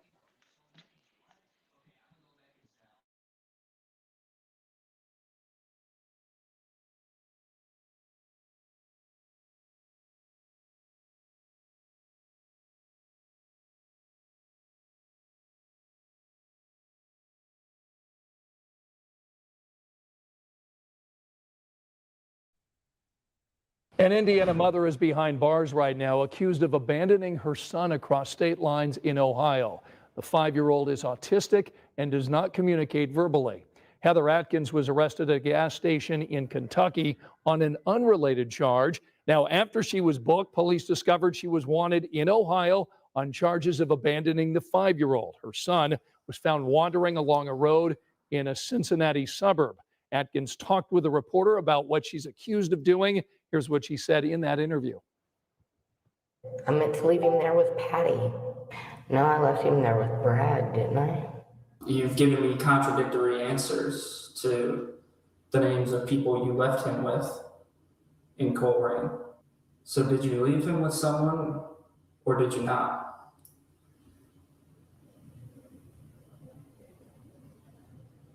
No, I didn't leave him with anyone. I'm just trying to understand why you ultimately chose to do that.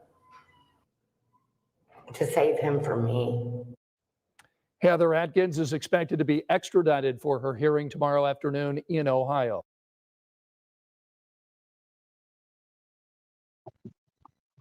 Yeah, dude, come on. Like, I'm not buying it. I'm not buying it. She's like, just save him from me. Yeah. I mean, really? She wanted What? that kid to get hurt, dude. She wanted it. I'm sorry, not Yeah. sorry. Now, obviously, I'm no. Let me just say for the record, I'm no expert in drug abuse and addiction, but from what I have witnessed with these mothers where they're abusing drugs and they have children, the majority of them, they don't want anybody. They want the kids right there because they don't want to let the kids go. There's something in their brain. They think, like my daughter wanted to run, and she had a friend that actually did run with her kids. So this woman saying, I was trying to keep him safe from me. No. And she sounds she doesn't sound all messed up. She. Plus the part where she dropped the other two off somewhere just really fucks with me. Like, Why didn't you what? drop them all? Right. Like, even if you, like, okay, so you claim you're at this breaking point where you're going to hurt your kids. Well, okay, say the lady didn't want to take the other kid or something. I'm only taking two. You're being a total dick, obviously, if you want to hurt kids. So you should be a dick to your friend too and be like, take all three of them. I don't care what you do. Bye. But she wanted that kid. Exactly. Something going on there. She wanted that kid to. She was gonna make an excuse like, "Oh, he wandered off. Oh, he got hurt. Oh, this is terrible." And then she probably would have been able to fucking play some kind of victim card or some shit. And I usually try to. I don't know. I'm trying to like play devil's advocate here and kind of be objective about it and not be too judgmental. But it's really hard when the circumstances are like that. Like, I just don't understand it. I don't get it. Like. Well, but the difference is, Cappy, you had somebody step in and you're in recovery and you're able to be a parent. My daughter had somebody step in. She's in recovery. She's able to be a parent. Some people just this woman, if she was like you said, if she was that afraid she was going to harm him, if she was that out of control, when that friend would have said, "Oh, I'll just take two," I'd have said, "Well, girl, you got three. You figure it out," and left. If that was the frame of mind I was in. Right. Yeah, you're not going to be like, "Oh, I'm sorry. You should just have two." And no, that's not the way that works. If you're at a breaking point, sorry, Mm-hmm. you don't have these logical discussions at a breaking point. No, you don't.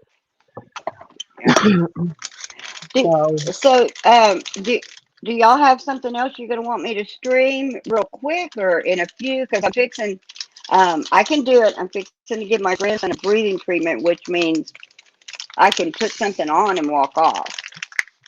He's asleep, so it'll be a good treatment. I can't find any live streams except for the real quiet one. So Queen, did you have some other ones? Did y'all see the case Annie was covering yesterday? No, what's she covering? Let me go look. Hold on. Well, I believe it's a 20-year-old girl. I haven't looked to find other, because I'm not necessarily a 10-to-lifer, but I believe she was 20. She had the mental capacity of a teenager. She was very trusting, had friends, and I believe it was an ex-boyfriend at the beginning of the pandemic or something, invited her over with him and his girlfriend. And, they were saying, "Oh, it's fine. We're just friends, blah, blah, blah, blah, blah." Well, she didn't come home. And the grandma tracked her phone, and it was still at the apartment. And these people got an Uber for her to go to the apartment. She never left. The police just kind of gaffed her off because the girl's 20. And she's like, but she doesn't have her mental, her mental capacity is not that of a 20-year-old. And they're like, well, she's 20. She just went somewhere. Long story short, they finally go back to the apartment and search it a second time. This girl had been brutally, and I mean brutally murdered, put into a mattress, and that's where they found her. What? Yes, girl. And the police weren't helping the grandma or anything. Matter of fact, the people where the grandma kept going, they said, you've got to stop bothering these people. And she said, "I will not." They had family around the clock outside that apartment to see if they saw, what they saw. I mean, I want to dig into that. That is just, there's so much of it going on. It throws me off because it's the last one Annie put up an hour ago, right? No, I'm sorry. It was last night at some point. It was just a second. This machine is kind of loud. I'm not sure. Let me see. Because the last one she put up says Ellen Greenberg case stage scene ? Or something else ? And then the one before that, where the parents gave a kid meth. Oakley Carlson. Oh God. Yeah, I can't with experience, man. I swear to God. And I'm not a judgmental person. That is fucking out of control and ridiculous. What's really sad is that people don't comprehend that, like people don't understand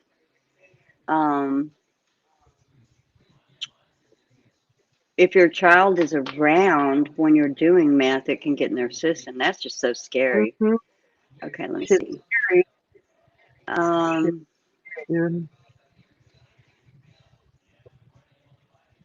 Where is it?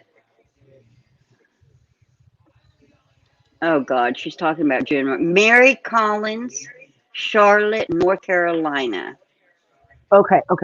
Gotcha. See if y'all can find any interesting videos on that. She is. You said she's mentally unstable. There's one girl that. There's one. There is one I want to talk about though. And it doesn't get much coverage, but it's I got to think of her name. She's a black woman. She went on a date, and they found her. So she went on a date, and the guy that she was with, or that she was on this date with, found her unresponsive with her nose bleeding. He called the ambulance, I guess. Her family was not notified. They weren't called. They weren't told about it. Nothing. For 2 days or 3 days or something, they finally called. And when they got over to her apartment to go check on her, the lady from upstairs, like a tenant, came down and was like, hey, if you know who her family is, let me know. And they were like, well, we're her family. And she's like, well, she's passed away. And they were like, what? And they were able to go in the apartment. They didn't canvass the apartment. They didn't take anything for evidence. Nothing. That's they didn't take anything for. They didn't treat it as a crime scene or nothing. Like they went in, actually found a used condom. They found, called the crime scene investigators, and they, you know what I mean? It's really sad. Like they're not doing anything about this. I mean, it's really sad. We need to find out what it is so we can talk about it for a minute. Yeah, hold on. Well, or you can find it, and I'll be, anything you find, girl. I'm here to scream. I am. Here, I'm gonna. You might have to mute me. I'm not sure if this is gonna be loud. And I'm not by my phone. Okay, Jamie. Yeah, Lauren Fields. That must be. Is that her name? Is that her name, Janie? Good morning, Crime Stalker, Gladys. Yeah, we've been on here for a little while, Gladys. Not too long. I guess almost 2 hours. I didn't even realize that. Yes, it looks like it's Lauren Fields. Lauren Fields. Okay, yeah. So we'll find a little clip of that or something and play it real fast or something if you guys can. I mean, if you guys want to watch it or whatever. I don't know. I'm pretty interested in it because I think it's also there's one more that I'm really I really am in a deep hole about. She went to a slumber party. Her kids were okay. I gotta think of her name. She went to a slumber party. She was the only black woman there. There was 10 of them there, and they found Xanax in her system, and it was undigested. And then she had brought tequila, and I guess these ladies were talking shit about it, and they just didn't really want to drink it with her. And and then the way they told her husband was so shitty. And that's another case that was grossly mishandled, ridiculous,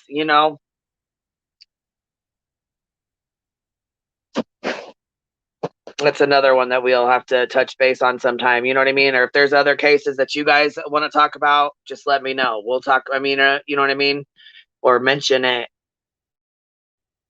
And if we ever get started on Andrea Yates, girl, let me tell you about her. Let me just touch base on her real quick while we're finding clips and stuff.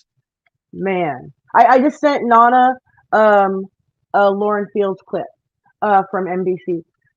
Andrea Yates' husband needs to be held accountable. Period. Absolutely. Absolutely. And she was really, really, really super perfectionist back in when she was in high school. She was a perfectionist. She had all her stuff down. She was really, really into school, and she was very, very smart. Right. Yeah, she suffered a lot from mental illness, and he just, man, a psychiatrist told him she cannot be around these kids unsupervised. She should not have any more children.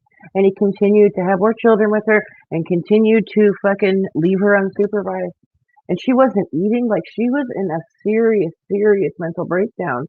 And she had said, she had outcries I want to hurt my kids, but I don't want to hurt my kids. Please help me. And this motherfucker, you could tell he's a real egotistical, oh, I'm the preacher man. I'm just such a good guy. Had them living in the RV and they had a house. And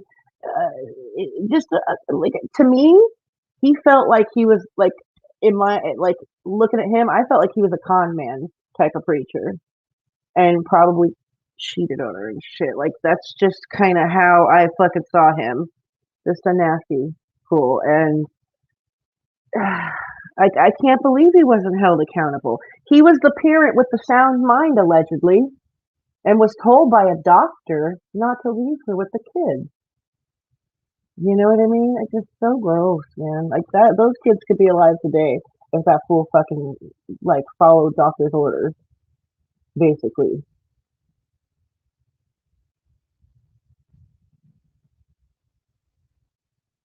Did you all hear that they think that Susan Powell was found in a mine shaft? They're waiting on confirmation, but clothes and other items were there along with bones.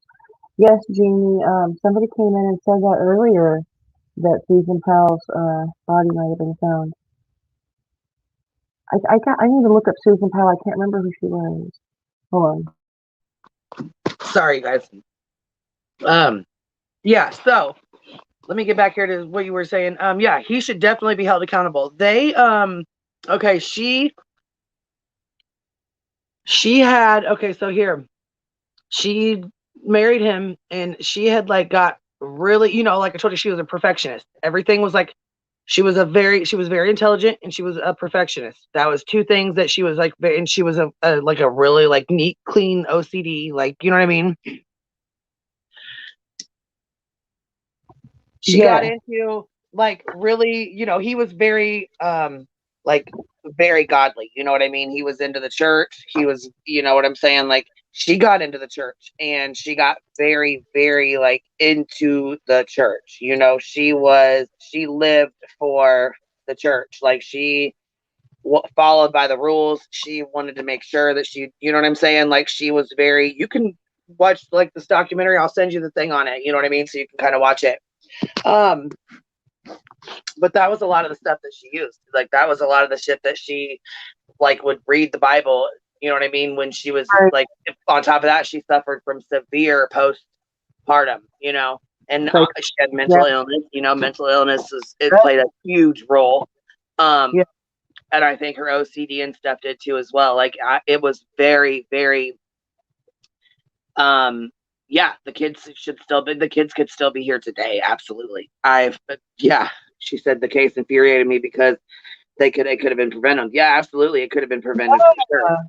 I can't believe he got away with that. Like, he did not follow doctor's orders. She had doctor's orders to not be unattended with the kids and to not birth any more children, because she had been speaking on, like, child harm before she had that last baby, I believe. Yeah.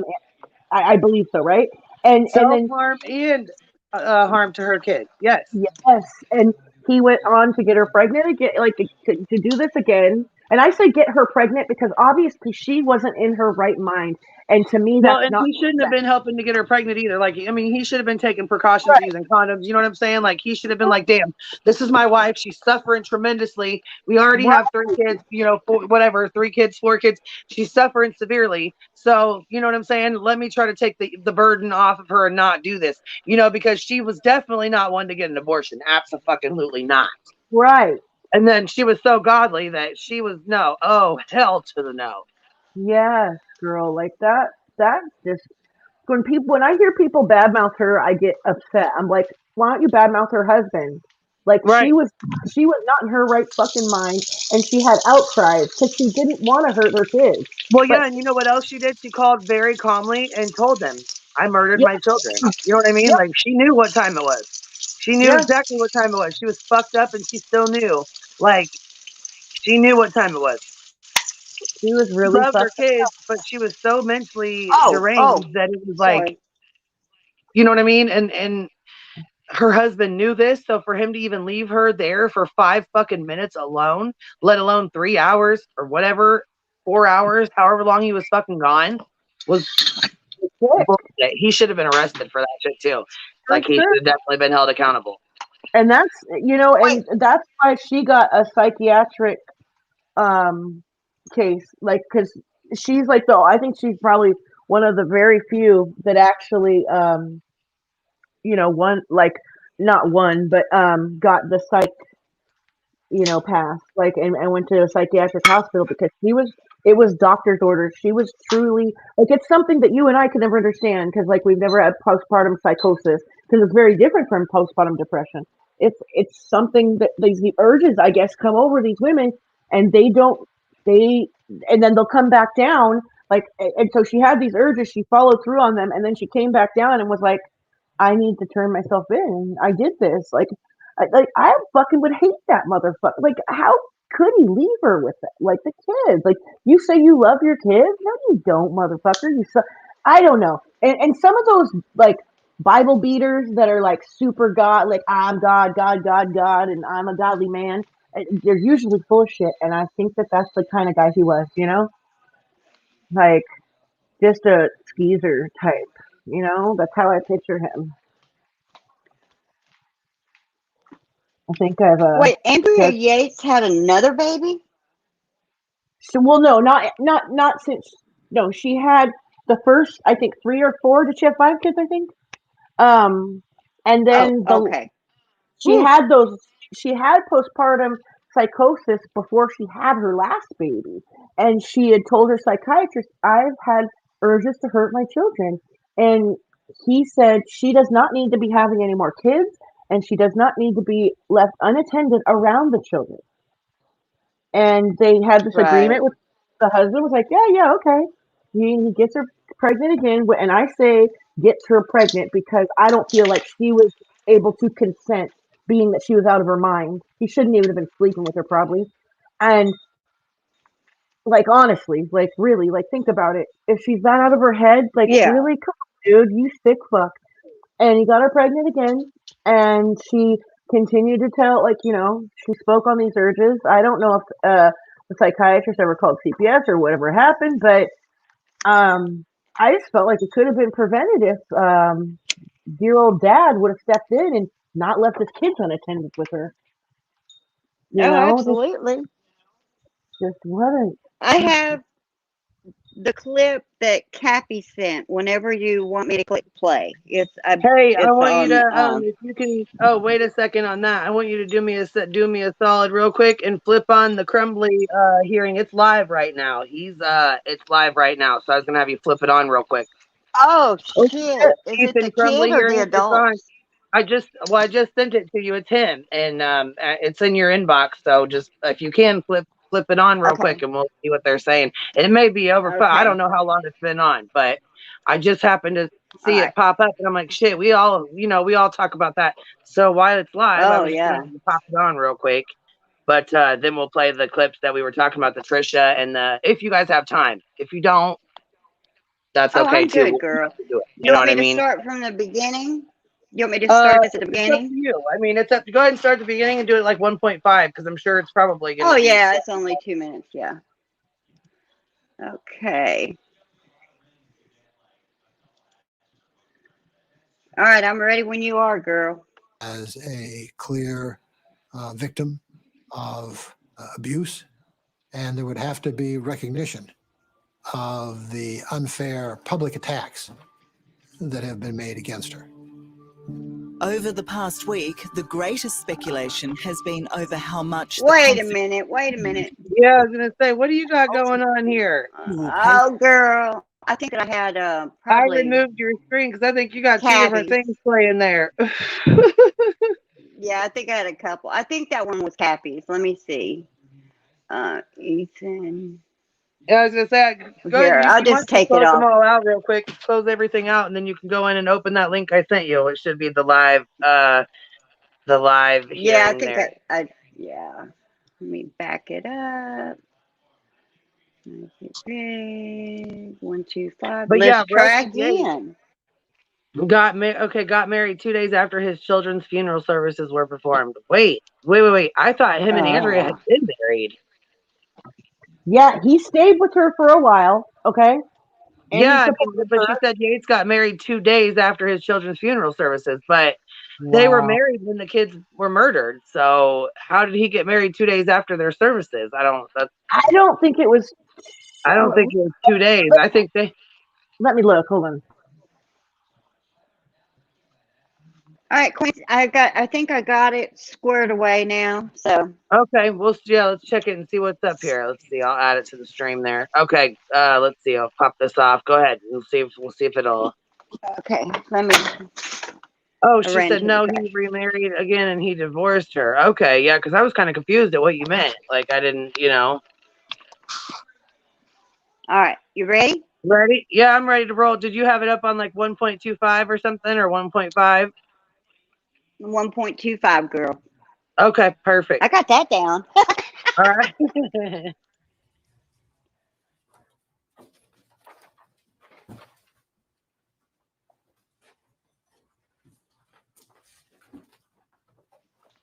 I will say while they're doing whatever they're doing, the more I read about this, the more it infuriates me. This boy has had major mental issues that his parents just ignored. Oh, absolutely. And they said that she had an affair for the last 2 years and that the dad's been doing his own thing. And I'm sure he was neglected or he probably sat in his room most of the time and was playing video games and, you know what I mean? Doing all this crazy shit. And his parents just blew it right off like it didn't mean shit. Like a boys will be boys thing, which I think is fucking bullshit. I'm glad they're being held accountable. It sets precedents for, you know what I'm saying? Other children, you have to pay attention to your fucking kids. Again, I think it's part of the pandemic shit too. He had nobody, you know what I'm saying, other than the teachers looking out for him. His parents didn't give two shits. So again, he had free reign to pretty much do whatever he wanted to fucking do for 2 years while they weren't in school, you know? Session with the Honorable Kwame Rowe presiding. Well, and he had no friends.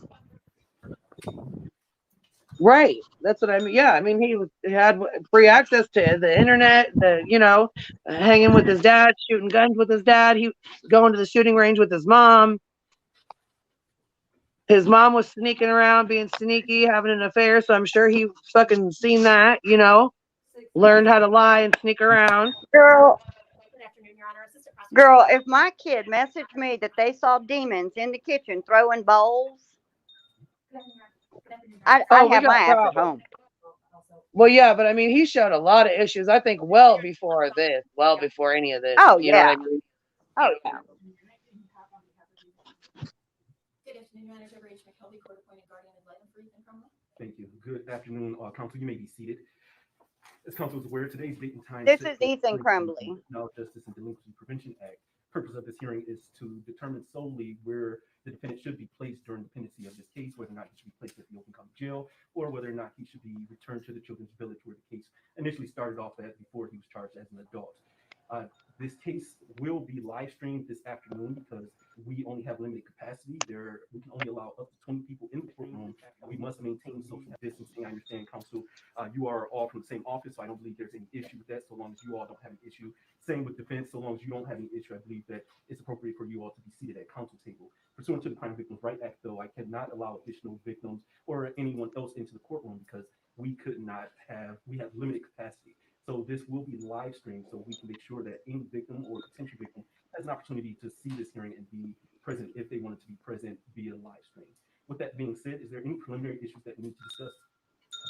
I do have some follow-up. As we alerted the court earlier today, I do have two proposed orders. One is a follow-up to our status conference this morning, as well as a renewed stipulation and order for a protective order with regard to this case. If I may approach your clerk with those, please. I believe all attorneys have executed them. Your Honor, and the only other issue, we would ask permission that my client's right hand be uncuffed so that he could communicate with us more effectively. I have no issue with that, with his right hand being uncuffed.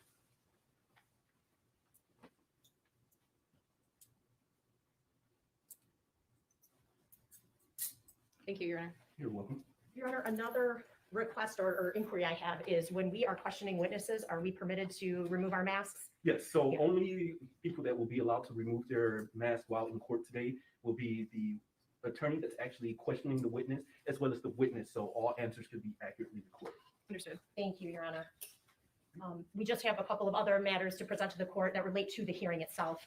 We have had an opportunity to discuss this matter between the parties. We anticipate a total of 3 witnesses this afternoon at this hearing. We also have discussed that this placement review hearing is a miscellaneous proceeding under MRE 1101B3, and as such that the rules of evidence do not apply. We have created an exhibit list and an exhibit binder. The court should be in receipt of that. It contains 18 exhibits on behalf of the people, 1 exhibit on behalf of the defense. You'll note that the people's exhibits are numbered and the defense exhibit is defendant exhibit A. The parties have discussed these exhibits and agreed that they truly should only be viewed in camera by the court at this time. Some of these exhibits do contain sensitive information. Some of that is sensitive particular to the defendant himself. Other information is sensitive for other juveniles. Most of the exhibits are in written form. The court will note that when you have the opportunity to review them. But there are 3 videos that the court is being asked to review before making a decision. Those 3 videos were made in a shed just outside of the defendant's home. One of them, which depicts the prolonged mutilation and torture of a bird, accompanied by audio that the viewer will likely find very disturbing. There's also a separate picture of a severed bird head, a separate bird that is discussed within one of the other exhibits. We have coined the defendant's journal, or labeled as the defendant's journal. I want to assure the court we are not undertaking the introduction of these exhibits lightly. We think that they're absolutely necessary for the court to review and making such a decision as you're called upon to make during this hearing. And we simply want the court to be prepared before viewing that material. So Thank you, Ms. Cummings. at this time, though, by way of stipulation, we are asking that the court officially admit these exhibits. It's People's Exhibits 1 through 18 and Defendant's Exhibit A into the record. That is correct. Thank you. People's Exhibits 1 through 18 will be admitted as People's 1 through 18. Defendant's Exhibit A is admitted as Defendant's Exhibit A. Are there any other preliminary issues? I believe that is all I have to present at this time. Nothing further from defense. Okay. And people, when you are prepared, please call your first witness. Your Honor, maybe you have a brief opening statement? Sure.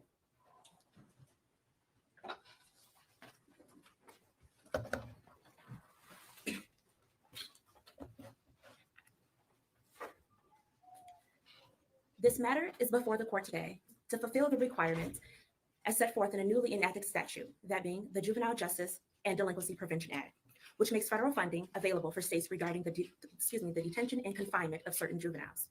Today, we ask this court to enter an order requiring that the defendant remain confined in the Oakland County Jail. When a juvenile is charged as an adult, MCR 6.909 subsection B subsection 2 allows that juvenile to be confined in an adult facility if A, the juvenile's conduct or habits are considered a menace to other juveniles, or B, if the juvenile cannot otherwise be detained safely in a juvenile detention facility. Likewise, MCL 764.27A subsection 3 expressly provides that a juvenile who is under the jurisdiction of a court for committing a felony offense may be held in the county jail pending trial. As the court noted earlier, neither the court rule nor the statute at issue today. Accordingly, we look to the Juvenile Justice and Delinquency Prevention Act, specifically 34-111-33, which allows for housing of juveniles in adult facilities if, after a hearing and in writing, the court finds that such placement is, quote, in the interest of justice, end quote. The statute further outlines the factors for which this court must consider in determining what interest of justice factors should be considered in regarding the placement.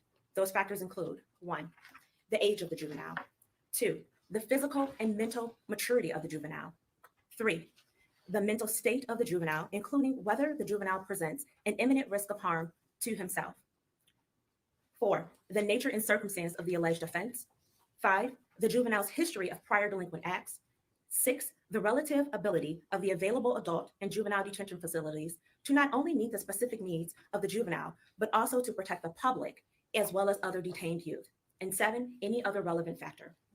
I will address a few of these factors very briefly. Regarding the defendant's age and mental maturity, the evidence will show that despite the defendant's biological age, he discussed topics and interests well beyond that of an average 15-year-old. In a text read with his friend and in his journal, he outlined a plan to stalk, rape, torture, and ultimately kill a female classmate. He expressed delight in torturing a family of baby birds, and he wrote about the joy he received in listening to them squeal as he killed them. He spoke of his admiration for Adolf Hitler and Jeffrey Dahmer, specifically stating, when you die, you need to be remembered for a long time, doing something that will make people think of you until time ends. The evidence will show that the defendant had a very specific and detailed agenda leading up to November 30th. In his journal, he described the type of gun he needed, who his first victim would be, and ultimately he expressed that he would surrender so that he could witness the pain and suffering that he caused. This shows a sophistication beyond that of an average 15-year-old. The defendant's journal has been admitted for an in-camera review, as we believe the entire content must be considered when determining what is in the interest of justice. The court must also consider the nature and circumstance of the alleged offense. This court is well aware of the horrific event that happened on November 30th. However, now the court has an opportunity to review and see just how calculated and methodic this defendant was. The people, again, have admitted for an in-camera review a video that was retrieved from the defendant's phone the night before the shooting.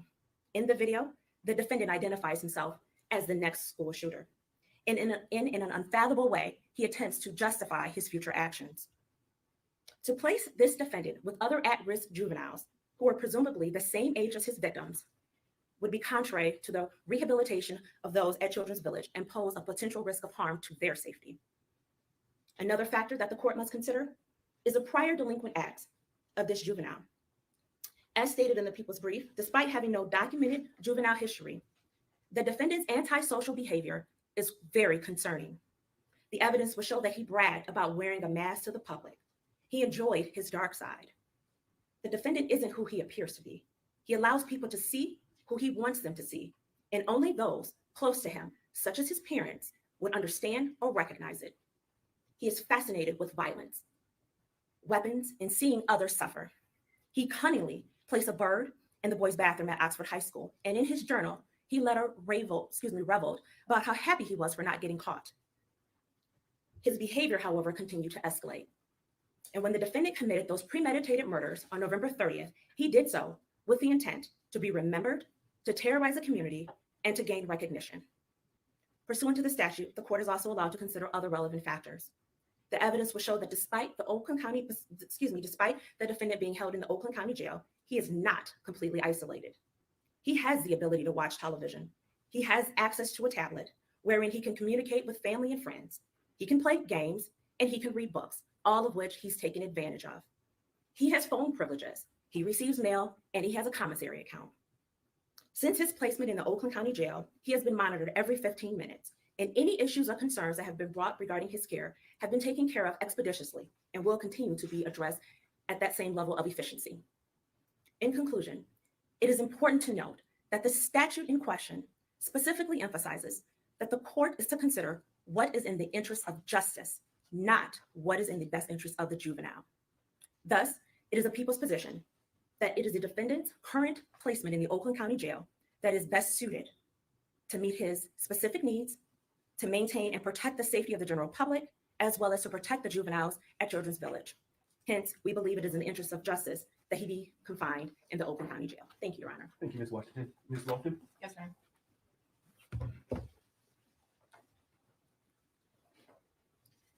Your Honor, defense completely understands the serious nature of the charges that Mr. Crumbley has been charged with. But the statutes that were quoted and the JJDPA that sets out the guidelines for this hearing tell the court to look at other things, not just specifically the charges and the events of that day. Ms. Hott, myself, and Ms. McKelvey have had the pleasure of meeting Mr. Crumbley at least 12 times. The prosecutor is arguing from a place of what they see in black and white, what they see on his phone. All of these events obviously transpired prior to my client being charged. I think it's going to be very important for the court to look at what's happened since he has been charged.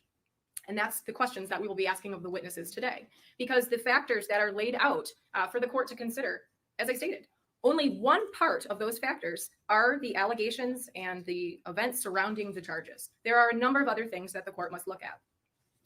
I believe that the evidence will show that in the time leading up to these events that my client was hallucinating, that he was seeing things, he was hearing voices, he was not sleeping, he was extremely anxious, he was not eating properly, and that he had asked his parents to see a therapist.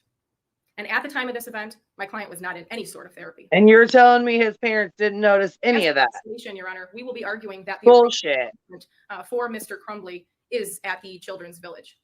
He is being housed currently in the clinic facility in the Oakland County Jail. It is essentially a cement cell with a glass door. And because the rule is that he has to be out of sight and sound from adults, he has very little interaction with anyone. So yes, there is a deputy that peers in at him every 15 minutes and signs off that he is doing what he needs to be doing and that he's safe. But our testimony will be that this extreme isolation is actually not beneficial whatsoever and actually harms Mr. Crumbley. Yes, he has access to a tablet a couple of hours a day. It's not something that is housed in his cell with him all the time. He does have access to a phone, but unfortunately, Mr. Crumbley does not have the numbers of any family members, so he's not utilized the phone whatsoever. The tablet is set up for communication, so strangers email Mr. Crumbley, and he has the ability to respond to those emails. I do not think that is enough to argue that he is not being isolated. He interacts with a caseworker, he interacts with a psychiatrist 1 time per week for minutes. Other than that, if he's not meeting with myself, Ms. Hopp, or Ms. McKelvey, he's not interacting with anyone except when they're handing him his tray of food. We will be arguing that the jail is not equipped with handling juveniles in respect to any type of activity. He does not leave his cell whatsoever. He has, and I know that there are protocols because of COVID and most inmates are not receiving any type of rec or gym time, but he is essentially not leaving his cell at all, except for a shower or if he's being moved to a visitation booth to visit myself or one of the other counsels. So at the close of this hearing, Your Honor, we will be asking that he be moved to Children's Village. I do think that is an appropriate place for him. There are other juveniles charged with murder that are housed in that facility. This would not be the first time. And we feel that due to his age being 15, and although he is educated and a very bright young man, I still think the appropriate placement for him is at Children's Village. Thank you, Ms. Wilson. Thank you. No, I don't think he needs a pat on the ass. He can stay right on where he's at. You and my staff. I agree. I agree. Another courtroom away from the public, and so my staff is just going to go grab the individual. If you're old enough to go into a fucking school and shoot your goddamn classmates and murder people, you're old enough to have your ass in a motherfucking jail. Hey, he was left alone all the time at home. At least he gets more supervision here. Right. I mean, wow, he gets to play games. He gets to this. He gets to that. What about all the people that he killed and all the families that, I mean, really? I don't care if he gets to watch TV. I wouldn't let him watch TV. Give him some damn books about behavior.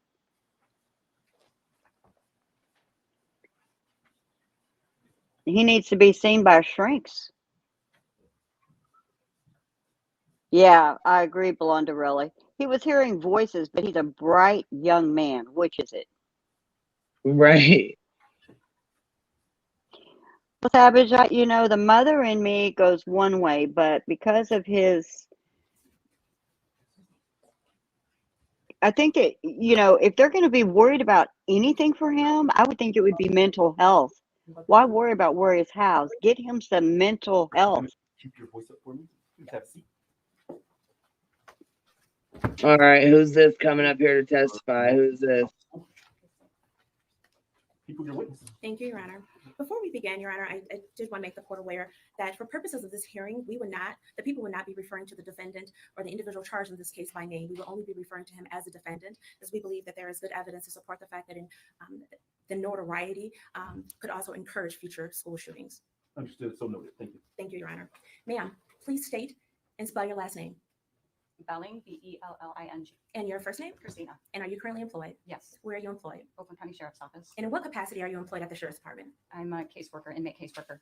And how long have you been employed at the Sheriff's Department? 22 years. And have you been employed there as a caseworker for 22 years? No, I started out the first year as a booking clerk, 12 years as a deputy, and 9 years as a caseworker.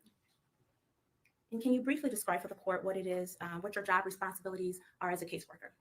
It's very multifaceted, but the most important part of it is that we assess and manage the crises that come into the jail.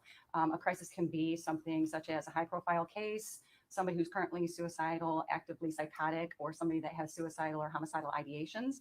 We then work in combination, if needed, with medical and the psychiatrist to get services. And then after their behaviors become manageable, then we continue to work with them to continue to assess any kind of mental health changes as well as adjustments into the jail. In order to be a caseworker, what is your educational background? I have a master's degree from Oakland University and a licensure through the state of Michigan. It's an LPC, a licensed professional counselor. And are you required to do any continuing education? Yes. And do you in fact do that? Yes, I do. And are you current on that? Yes. Can you briefly describe, you said a license of professional counseling, is that correct? Yes. Is there a specific, like a specialization for adolescent or juvenile counseling that one could obtain? Not to my knowledge, no. Can you describe for the court exactly what avenues you have to when you obtained your license. Strike I'm that. sorry. In regards to your specific title as a licensed professional counselor, are you in the community or are you in the school? I'm in the community. And what is the difference between the two? There are several different classes you take to choose the school route. When you go into your master's program, you have to choose that you want to work with community or work with school. And are those community versus school? Is that the only two options? Yes. Okay. So if a person wanted to specialize in adolescence or juvenile, is that even an option? Well, specialization is a little bit different than choosing an avenue of either community or the school. So as with school, they work as school counselors in your school settings. Community, then you can do family specializations, but to my knowledge, there is no just juvenile specializations. Thank you. Now, in your capacity as a caseworker, have you had the opportunity to work with juveniles in the Oakland County Jail? Yes. And in your capacity as a caseworker, approximately how many juveniles would you say you've worked with in the past? If you know. Do you want my deputy years or do you want just as a caseworker? As a caseworker. Under 10. And are you currently assigned to the defendant? Are you the current caseworker for the defendant in this case? Yes, ma'am. When were you assigned to his case? The day he came in, from my knowledge. Is that fair to say that would be December 1st? Yes. And just for the record, that was December 1st of 2021. Yes. Thank you. Do you recall how often you were meeting with the defendant when he initially arrived at the Oakland County Jail? Daily. Multiple times a day or just once a day? There may have been a couple occasions where I met with him multiple times just to check in, but it was just mostly one time a day.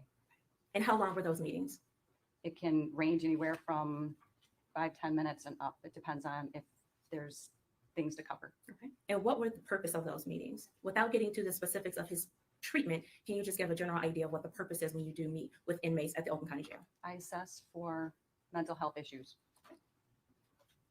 As we sit here today on February 22nd, are you still meeting with him on a daily basis? Not on a daily basis, no. How often are you meeting with the defendant? Approximately twice a week. And when did that change? When he came off of a constant watch. And do you know when he came off constant watch? Maybe a month ago. When you say a month ago, would that be January of 2022? Yes, sir.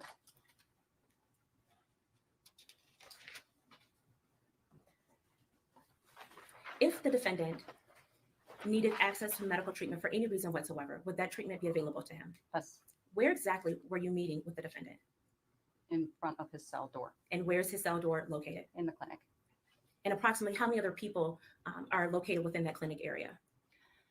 Changes daily, but there's always a deputy that assists me for safety and security purposes.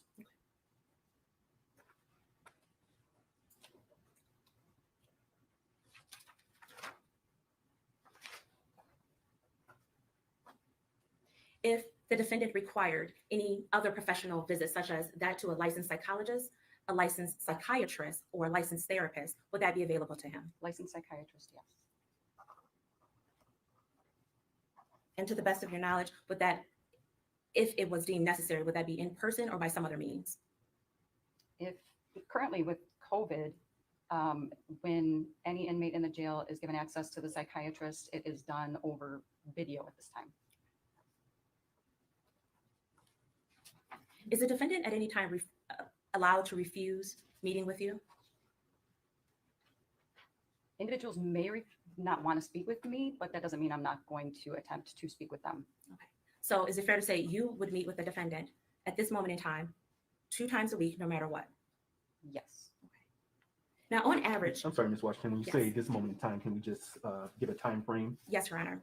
Meaning, since he's been taken off a constant watch, you've been meeting with him 2 times a week. That was your testimony, correct? To my best of my ability, of my knowledge, yes. Okay. How many other inmates are on your caseload, if you know, roughly? Honestly, 70-ish, maybe more, maybe less. I'm not sure. Pre-COVID, it was probably more like 120. Do you meet with any of your other inmates 2 times a week? No, ma'am. And yet you meet with the defendant twice a week? Yes, ma'am. And why is that? Because of his housing and because he's juvenile.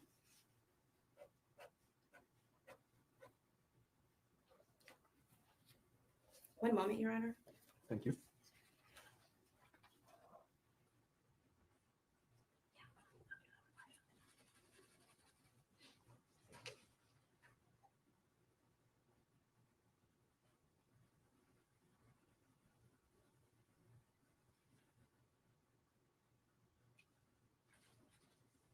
I have nothing further from this witness, Your Honor. Thank you. Thank you. Ms. Lofton-Cross. Yes, thank you. Your Honor, I will have some questions and then Ms. Hop will follow up if that's okay with the board. That works for me. Thank you. Alrighty, thank you. Ma'am, if I ask you something that you don't understand, just let me know and I'll try to ask it a different way, okay? Alrighty. So you've stated that you have been in your position as a caseworker for 9 years at the Oakland County Jail. Is that correct? Yes, ma'am. Okay. Were you assigned anywhere previously as a caseworker? Do you mean any other facilities? Any other facility, that's correct. No. Alrighty. You stated that you had a master's. What is that master's in? Counseling.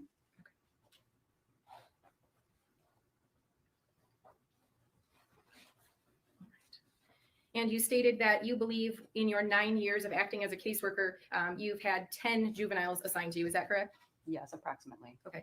And over those 9 years, how many adult inmates do you think you've had assigned to you? I could not even answer that. I do not know. Okay. Thousands? Hundreds. That could be thousands. How many juveniles do you currently supervise as a caseworker?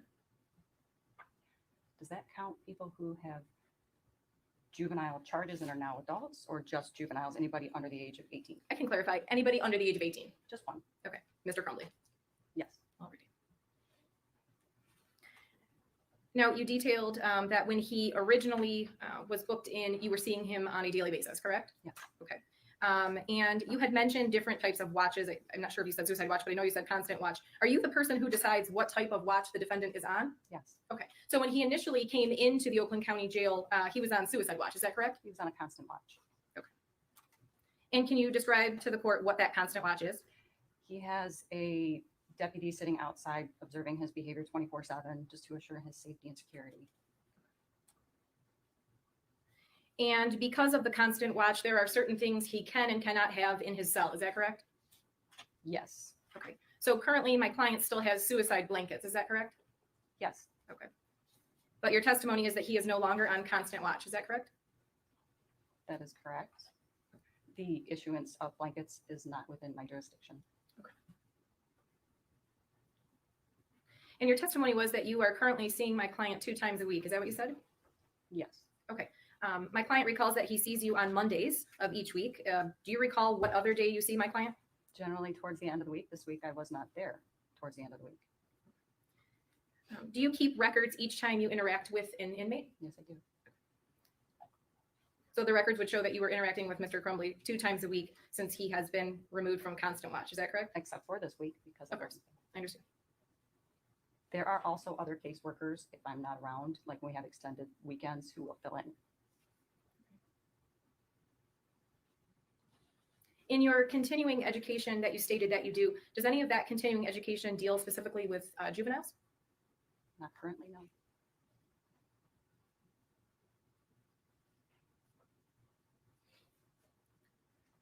And are you responsible for deciding when my client gets access to the tablet or how long he gets access to the tablet, or is that somebody else's decision making? Somebody else's. Currently, are you aware if the jail has any ability to have Mr. Crumbley exit his cell for any type of physical activity? That is not to my knowledge.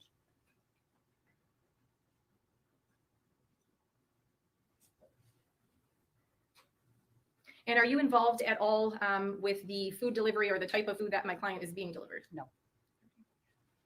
I have no further questions, but I know Ms. Hop may have some. Thank you. Ms. Hop.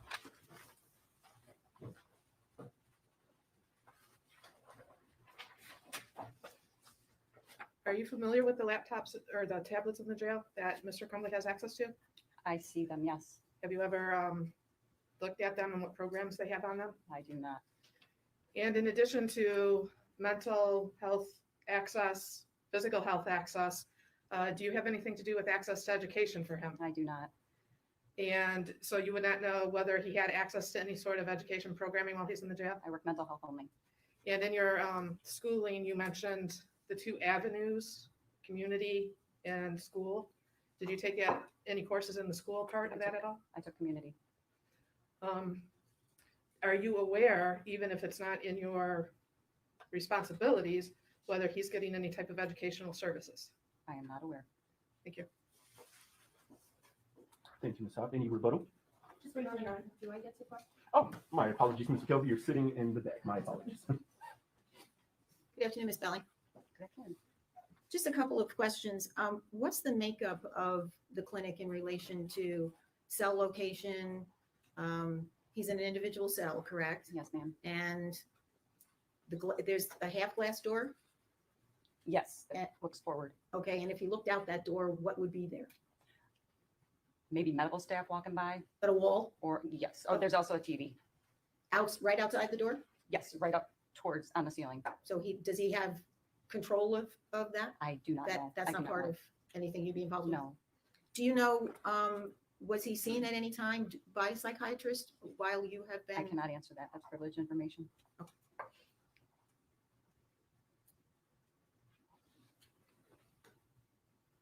And generally speaking, if he had any interaction with anyone else, it might be the deputy that's there. You said there was one there. I mean, just manning the clinic? That's on a constant watch. Or just in the clinic? Is there a deputy that stays there at all times, like at the desk, or? He is assessed, or he is seen every 15 minutes on clock rounds from deputies. Okay.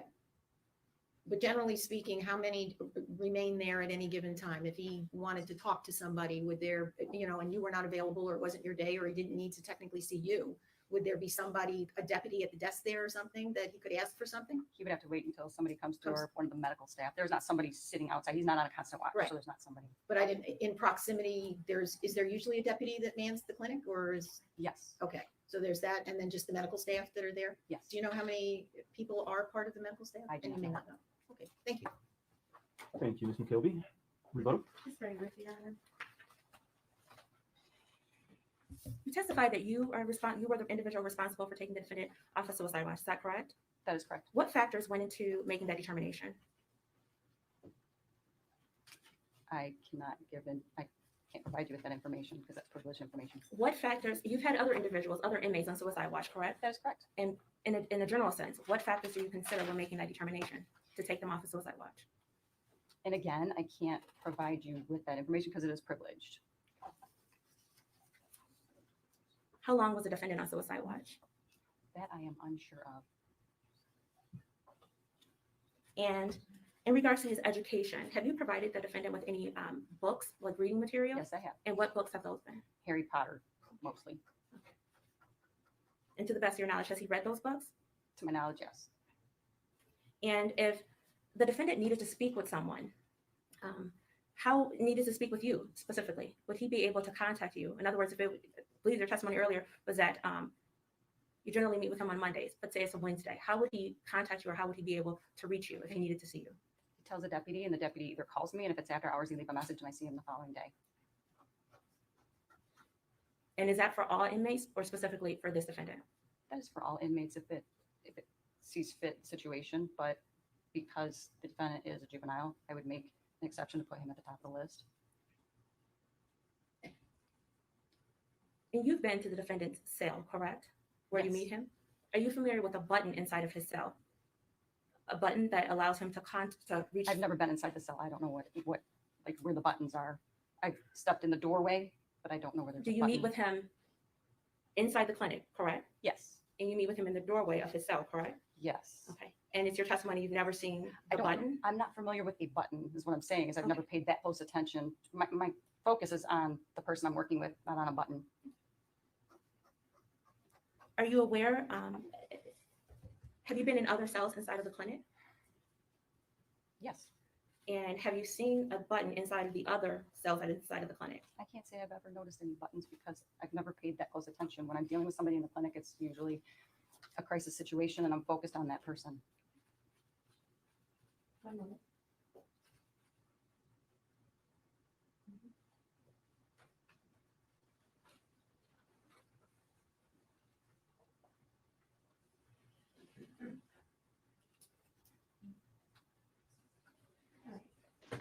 Ms. Belling, What damn button they talking about?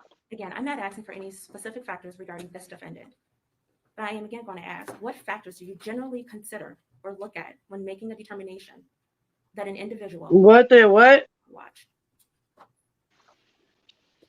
She keeps asking about stupid ass button in the cell or something. For me, answering that verifies information. Oh, there's a little button that you can push, and it when you're like in there, you can push it, and it goes like it's called like it's the bubble. It goes to whoever runs like the like pops your doors and all that, and he probably pushes the button and talks to them and asks him a million fucking questions all the time. You know what I mean? But in general, when Yeah. you're considering whether or not to take the person off suicide watch, what are you looking at? Are you looking at their age? Are you looking at their maturity at the time? What are you looking at? But I don't want to know the specifics about Mr. Crumbley. Just in general, what factors are you looking at? And again, it takes, I am not the only one when making this decision. I collaborate with other people in making this decision. And I'm trying to be protective of information. So I'm not alone in making this decision, if that makes sense to you. That makes sense, Mrs. Belling. Let me ask you this. Would you take an individual off a suicide watch if you had concerns about their safety? No. When you took the defendant off a suicide watch, is it fair to say you didn't have any concerns about his safety at that time? Correct. Thank you. Thank you, Ms. Washington. I did have a couple of follow-up questions. I understand that he's not on a constant watch or suicide watch right now. What type of watch is he on, if any? He's currently on a behavior watch. Can you tell me what that means? He is on a behavior watch as told that he would stay on by my command staff, that he would not come off of it. So if anybody is on a behavior watch, I automatically meet with them 1 time a week. And anything over that is just me catching up with people. Now, when you say behavioral watch, can you describe to me what that means in general? What is a behavioral watch, and why would an individual be placed on a behavioral watch? Behavior watch is usually a step down from being on a suicide watch. After they are cleared from being on suicide watch, they step down into a behavior watch, and we just further assess for any kind of behavioral changes at that time. Okay, so you're continuing, as you mentioned earlier, to meet with him 2 times per week to assess continued behavior issues or lack thereof? Yes, sir. Okay, thank you. Are there any follow-up questions based upon my questions from the people? No, Your Honor. Thank you. Anything further, Ms. Lofton, based upon my questions? I do have a question. Ma'am, in your meetings with Mr. Crumbley, would you agree with me they're less than 5 minutes? No, sometimes we meet longer. Okay. And again, the meetings occur while you stand at his door, correct? That is correct. No further questions. Okay, thank you. Anything else from this witness? Nothing from the people, Your Honor. Nothing from defense, thank you. Thank you. May this witness be excused. Yes, Your Honor. No objection. Thank you, ma'am. You are all set. You are excused. Please don't talk about your testimony with anyone outside, okay? People, you may call your next witness. Your Honor, the people next called Heather Calcaterra to the stand. Thank you. My staff will retrieve her. Could you spell the last name for me, please? Certainly. CALCAT as in Tom, ERRA. Thank you.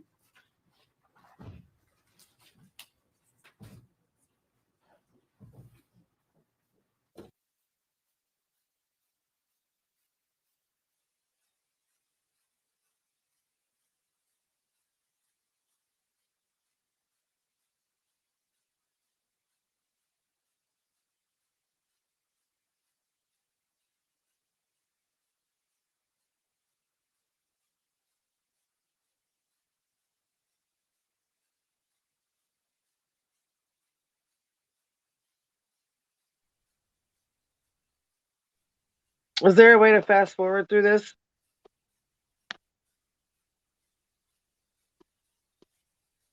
Oh yeah, give me 1 minute, Queen. Yeah, if not, we can pop it off. I mean, we can pop it off and people can go watch it themselves if they want to. You know what I mean? We've watched a lot of it or whatever. But yeah, I mean, it's going on. So if anybody wants to see it or watch the rest of it, you're welcome to do that, you know? Kind of fun watching it with other people. Well, yeah, it definitely is. I mean, you know. It doesn't have much longer, I don't guess. It's only 5 okay, minutes is it almost long. over? I just didn't know if there was quite a bit left or what was going on with it because they weren't talking, you know. So yeah, I figured if we could fast forward it to where they were talking, at least, you know, we'd know what was going on. Heather Calcaterra, CALCATERRA. Wanted to make sure I spelled it correctly for the court. Could you tell me where you are employed? Oakland County Children's Village. And in what capacity? What's your job title? I am the manager. Okay. And how long have you been with Children's Village? Since 2013. Okay. And did you start off as a manager or did you work to that position? I started as an administrator. Okay. And as a manager, what are your duties there at Children's Village?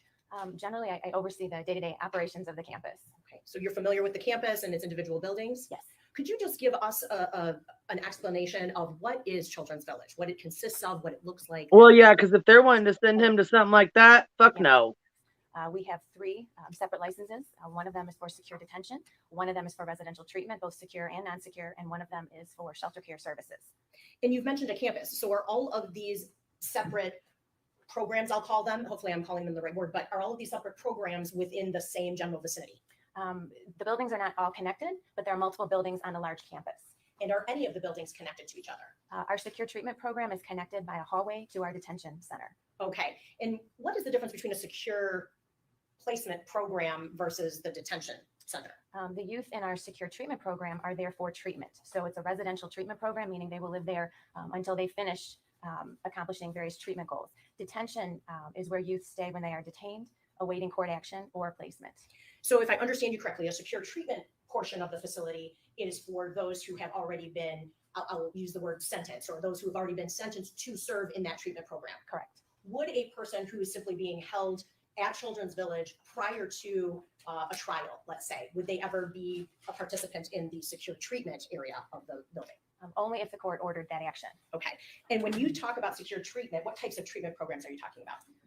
Our young people in treatment participate in family therapy, group therapy. We use an evidence-based journaling system. Okay. So let's talk about the secure detention area and what that consists of. Who is housed at the secure detention area? Young people who are detained awaiting court action. How many people does it hold? 60 is our capacity. I'm sorry, was that 16 or 60? 60. Thank you. And what are the age ranges of those individuals who are or can be in secure detention? Typically 11 to 17. Okay. Can it be older? Yes. Can it be younger? Yes. The other areas of the campus, fair to say that those areas can, and specifically the shelter care, children even younger than 10, 9, 8, can they be housed in the shelter area? Shelter care is birth to 17. What types of individuals can be housed in the secure detention facility? When I say what types of individuals, I guess that was a poor question. Presumably, and correct me if I'm wrong, those people in secure detention have been accused of committing a crime. Correct. What types of crimes are, I guess, encompassed in that secure detention facility? All crimes.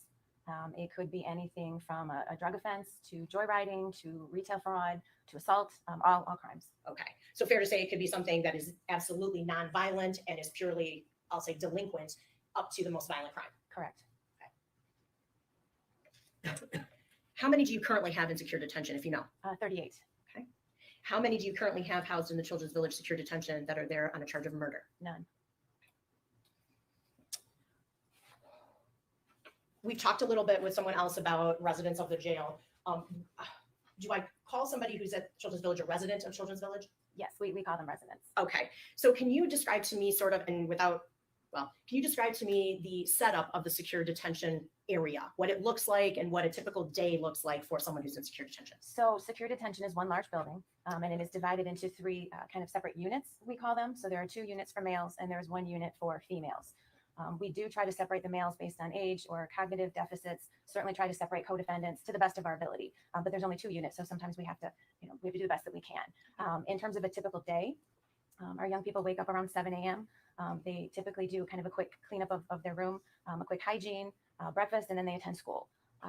After school, they would have some recreation. They would have some kind of homework time, quiet time. They would have dinner, and maybe some more kind of quiet time or recreation, and then they would begin hygiene to prepare for bedtime or bed prep. Okay. You mentioned units. Are those separate units in essence separate hallways? Yes, each unit has a separate hallway. Yes. Okay. And is it fair to say that they all converge into one main school area? When you come out of your unit or your hallway, you come into the hallways of the school? Yes, we have one main school hall. So you mentioned a typical day. So let me ask you about the residents and their individual quarters, I'll call them. Okay. They have their own rooms? Yes. So they don't have a bunkmate, right? No. They have their own individual room. Correct. Does that room have a door?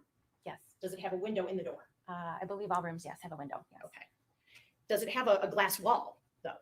No. Okay, it's just a window in the door. Yes. Does the room have any, I guess, I mean, do I have a dresser in there? Do I have, you know, a toilet in there? What do I have in that room? Most rooms consist of just a cement slab with a mattress that is brought in during sleeping hours. We do have some rooms that have toilets built in. If a young person were to have to stay in their room, then we would try to put them in that type of a room. That's kind of an observation room as well. Okay. Now you mentioned typically what time are they in their individual rooms on any given day? Give or take probably about 8:30 p.m. until 7 a.m. Okay. Otherwise, if I understood you correctly, they spend their time in classrooms. Correct. In having meals. Is that in a cafeteria type location? Yes. Yes, we have a cafeteria. You mentioned rec time. I'm assuming that's like recreation time. Yes. Under different weather circumstances, do they go outside? Yes, we have a secure fenced-in courtyard. Okay. We also have 2 gymnasiums indoors. And do you have a meeting room or a day room, if you will? Yes, a day room where the kids would assemble to maybe play board games, cards, watch television. Now, the secure detention specifically, well, I guess let me ask you, Children's Village in general, is it meant to be a permanent location or is it meant to be temporary? Temporary. Okay. People in secure detention, do I understand correctly that those persons are usually individuals who are awaiting some type of more permanent placement, whether it's to go home or to go into the treatment area of the building? That is correct.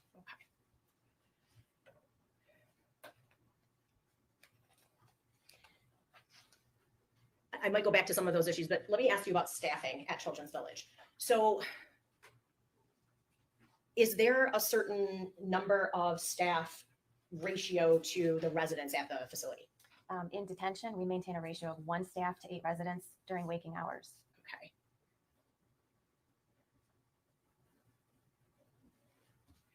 So do I understand correctly that for every 1 staff member, there could be up to 8 people that individual is monitoring? Correct. Are the staff members assigned based on gender? Does that make sense? Like are male staff members the ones supervising males and female staff members are supervising female? Not exclusively, no. We do cross-gender staffing. Okay.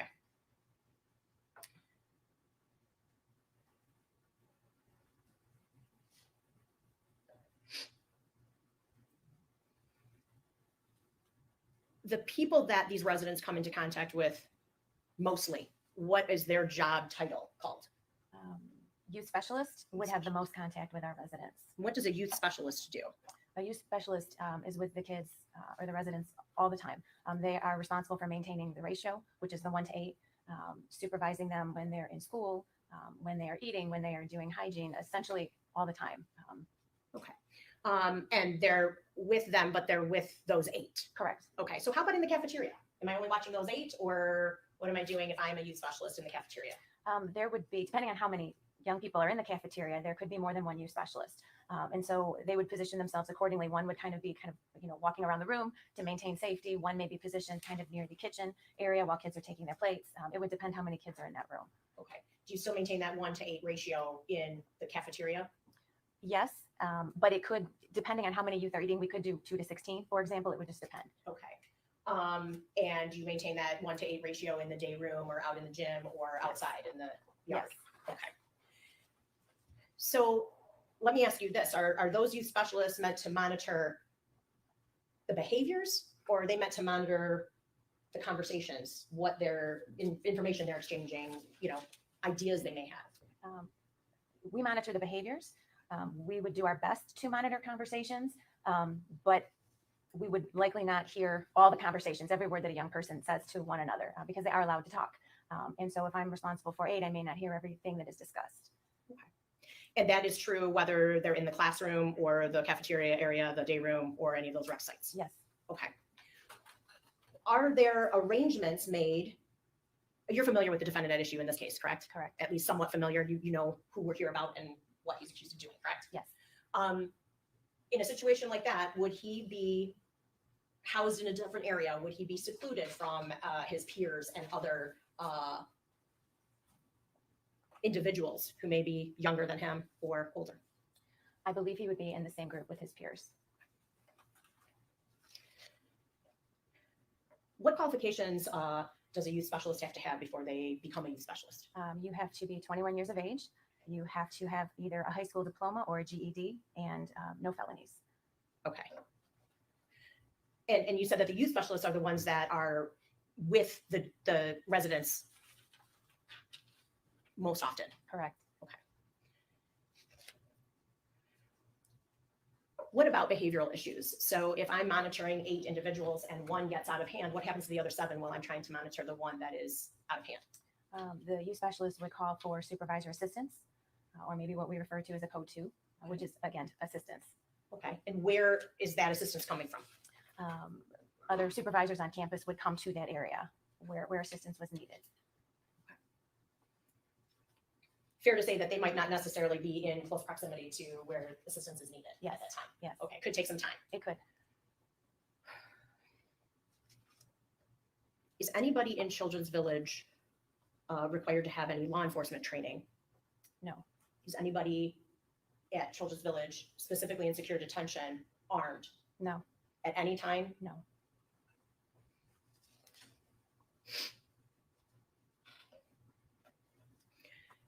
Do youth specialists receive any type of behavior management training? Yes.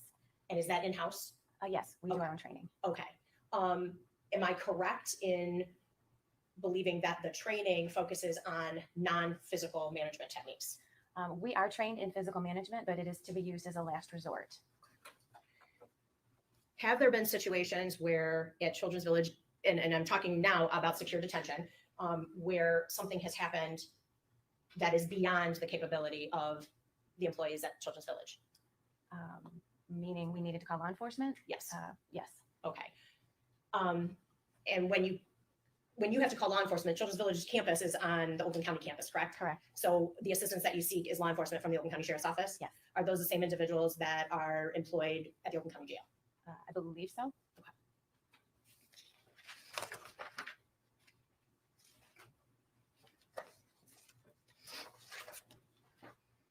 Now, in addition to the youth specialists, are there other persons who are employed at the secure detention facility at Children's Village? Yes. And what positions do they hold? Do you have? We have case coordinators who are essentially case managers. We have clinicians who are licensed professionals either within social work, psychology, or counseling. We have supervisors, and we have teachers provided to us through the Waterford school district. Okay.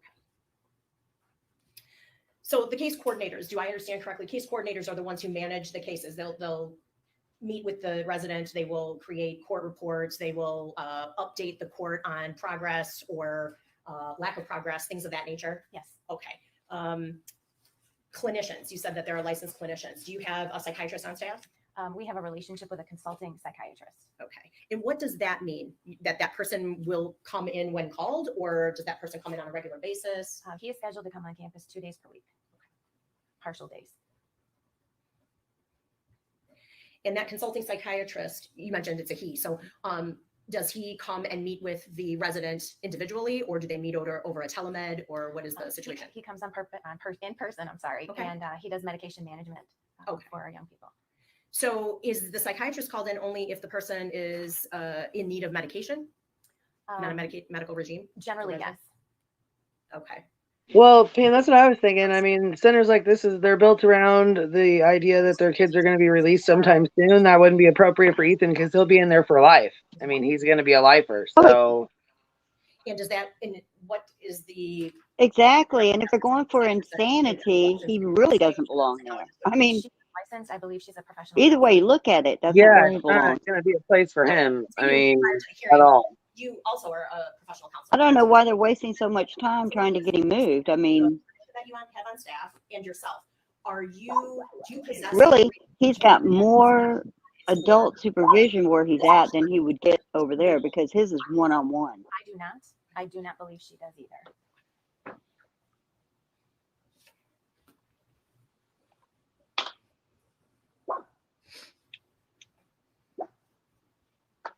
So this woman on the stand, is she going to say that she thinks that they can handle him? They're equipped for this? Is that what this is? Does every resident see that clinician on a regular? I don't know. I had to step away from it. I have no idea what I have no idea what she's up there talking about. It's crisis intervention and medication management. Okay. So when you She say runs the home that they're trying to put him in. what does that look like?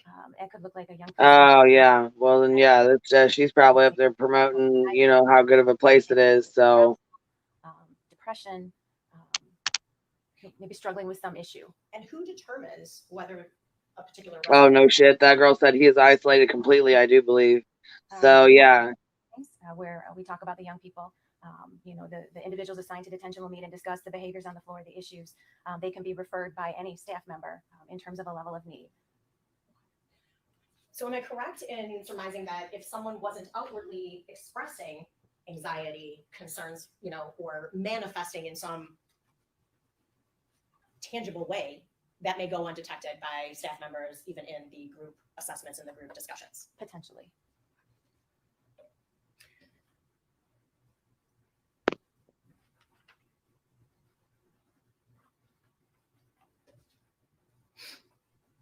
Yeah, nowhere near other kids. He killed them already. Right. That's what I'm saying. I don't think he should be there wanting to move him. And I don't think that's appropriate. I think he needs to stay right where he's at in the jail. He don't need a little pat on the ass to be going anywhere else. He needs to stay right where his little funky ass is. And are those vacancies, are we talking Yeah, I about? mean, how do you take a kid that just went in and just killed all these kids and put him back with kids, and you even have proof that he wanted to rape a female? I mean, Have you had an occasion where staffing issues are such that you don't have enough staff to monitor even the behavior in a 1-to-8 ratio? Yes. And when that happens, where do these residents go? So for the first time ever, about a month ago, we had to implement a temporary lockdown, not because of behavior, but because of staffing.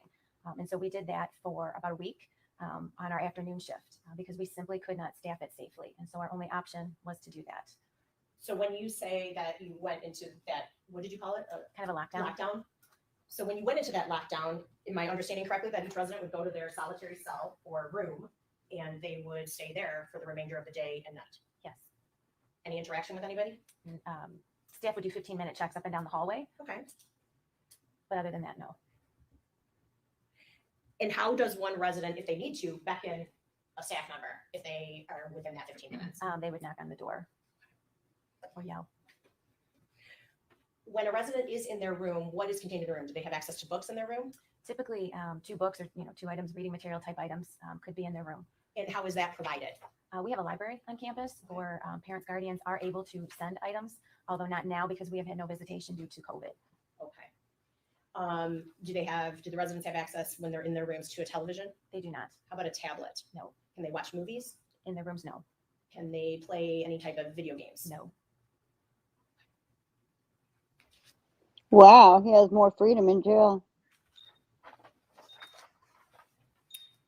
Of course, I wouldn't give him a tablet and access to the internet. I mean, oh my gosh. In a cafeteria type room. So is it cafeteria style where everybody gets the same meal? Yes.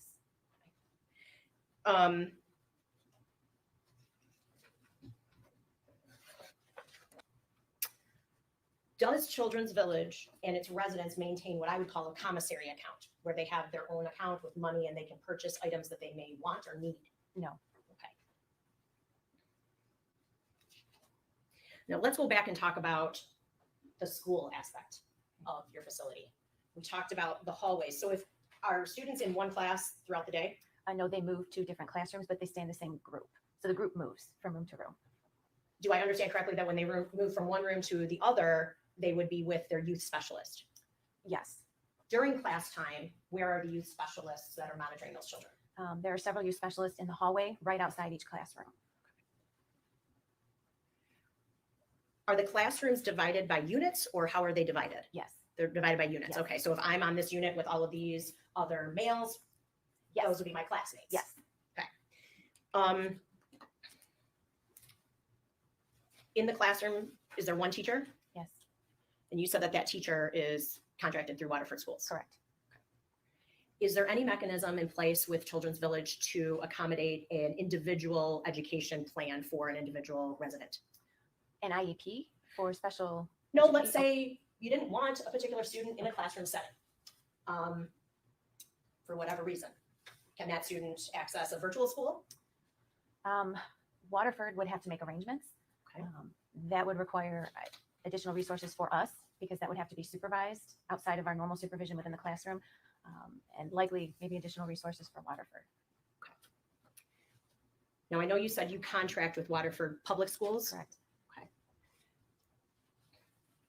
If a student has been permanently expelled from their public school, are public schools, if you know, obligated to provide an education curriculum for that student? I can't comment to public schools. We are, because we are a detention facility with adjudicated youth. So we are obligated. Let me ask you this. While you are obligated, would Waterford Public Schools have the opportunity to reject placing one of their teachers in that contractual scenario? I don't know.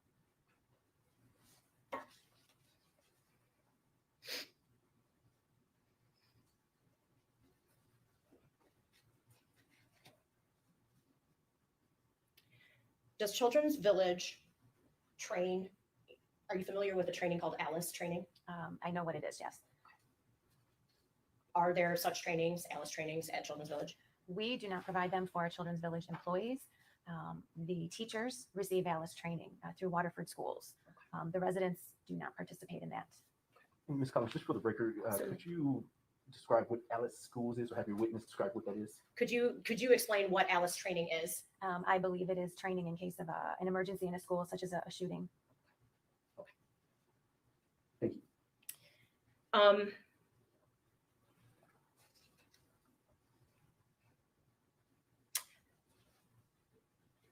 The classrooms themselves, I'm assuming, but I need you to correct me if I'm wrong. Does it include textbooks? Yes. So the students each have a textbook? Yes. Are there the normal accoutrements in a classroom setting, pencils or pens and textbooks and things that you would need in order to conduct class and participate in class? Yes, with modifications. So textbooks, yes. Workbooks, yes. Pencils are checked out and then checked back in so we can keep an inventory. The metal is removed from the top of pencils.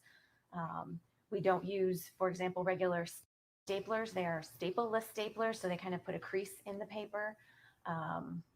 But as far as posters on walls and you know, things like that, they appear to be like regular classrooms, yes. Okay, and I'm not trying to be sarcastic or smart, but pencils are still sharp, correct? They could, with or without the metal, they can be used as weapons if one was so inclined. Would you agree with that? Correct.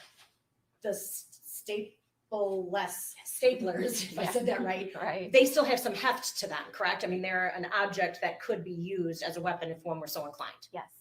And these are all objects that in those ALICE trainings, under normal circumstances, we would tell students to utilize as weapons if it was necessary, right?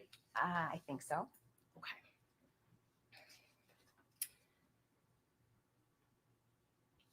With regard to the recreation time, are residents required to participate? We cannot force residents to participate in rec.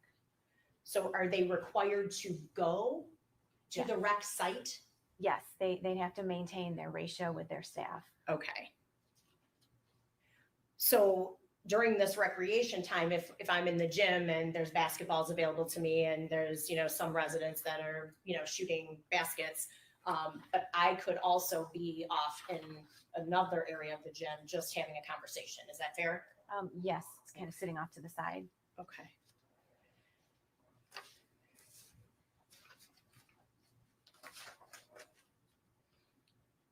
Let's talk about communications when a resident is at Children's Village. What does a resident have available to them in order to communicate with those who are not in secure detention? So we use the same payphone type system as used in the jail where families put money onto the account. Residents have an approved call list that is either established by, you know, parent guardian would request, but then of course the court has to approve. If there's any restrictions, then we would honor that. But they make calls on those phones. They also make calls with their case coordinator in an office, again, based on approvals and restrictions. And then residents are allowed to send and receive mail, again, also based on an approved list. Okay. And that approved list is generally, what does it take to be approved to be a person that can communicate with the resident? So a parent guardian can make a request. We would defer to the court and make sure there are no legal restrictions. For example, we don't allow them to write to victims, can't write to co-defendants. Typically, mail to and from correctional facilities is not allowed unless it's a parent or a guardian. But it also has to be approved by the court in those types of situations. No letters to and from girlfriends, things like that. Okay.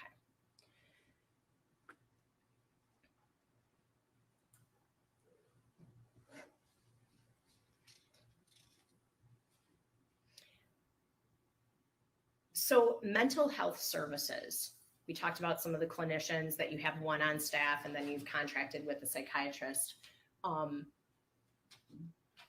Fair to say that unless there were a request by the resident or some outward revelation that the resident was struggling, the psychological or mental health services would not be ongoing. It's not like they meet with them once a week, or does he engage in group therapy or individual therapy, anything like that? There is no group therapy. Okay. We do, everything you said is correct. We do also do a screening at admission just to assess a young person's kind of state of mind as they're coming in. So if they were identified to have any of those issues I mentioned earlier, your suicide or depression or anxiety, we may put them on a safety plan and they would be monitored, but that is not an ongoing necessarily therapeutic relationship. It is not treatment. It is still crisis intervention. Okay.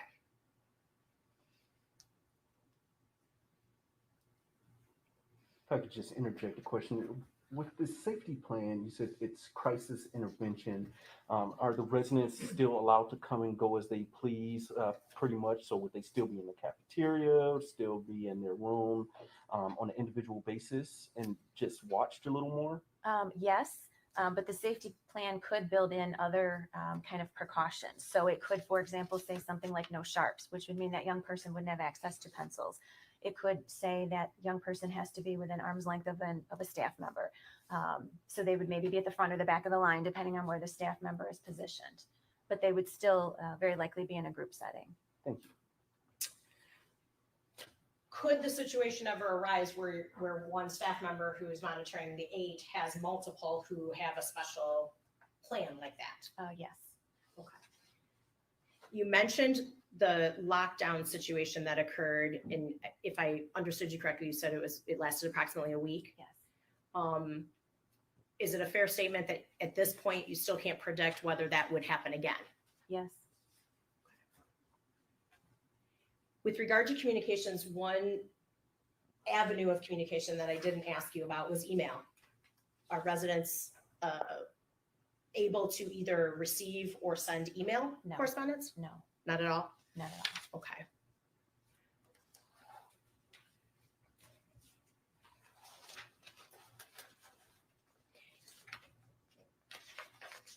You're familiar, are you not, with why we're here today and the request that's being made? Yes.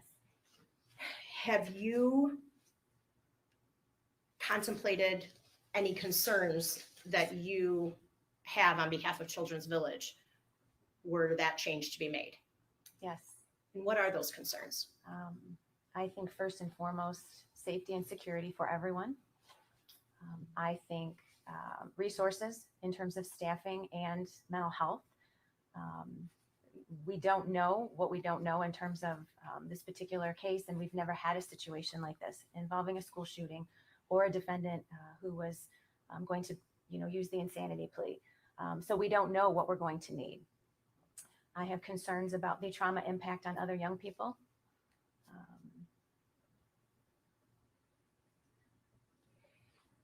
Do you have any concerns about, well, let me ask you about the trauma impact that you're referencing. You have concerns about the trauma impact on other residents. Yes. What do you mean by trauma impact?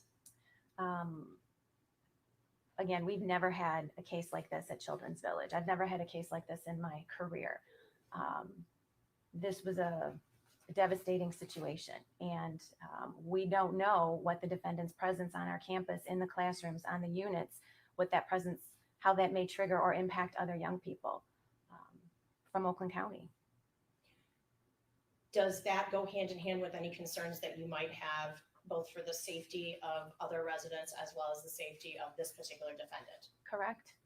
I would also be concerned about his safety. I do not know if he would be a target. I do not know if his presence in a juvenile facility would cause him to experience any type of trauma. And is there any contemplation of, and I'll call it mental isolation? It's probably not a scientific phrase, but mental isolation, differentiating himself from the other residents there. You mentioned that there's parent involvement, and when COVID is not in place, there's visitations and things like that. Have you contemplated or thought about that and its effect on this particular defendant? I have, and it certainly could have an impact. We are scheduled to resume visitation, in-person visitation, on March 1st in all of our programs. And so where other young people may be receiving frequent contact, I do not believe this defendant will. And that could have an impact on him, yes. If I may have one moment, Your Honor. Sure.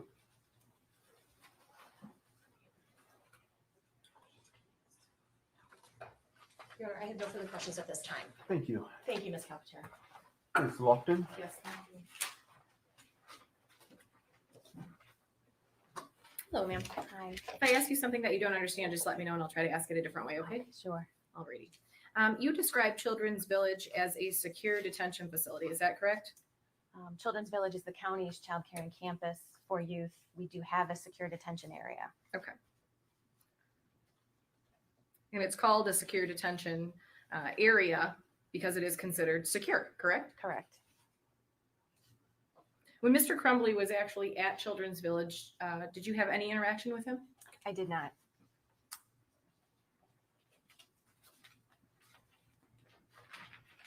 Do you know how long he was actually in your facility? Less than 24 hours. And during those 24 hours, he was placed in either a suicide watch or a constant watch lockdown situation. Is that correct? Yes. There was no problems with Mr. Crumbley during those 24 or less hours, correct? None that I'm aware of.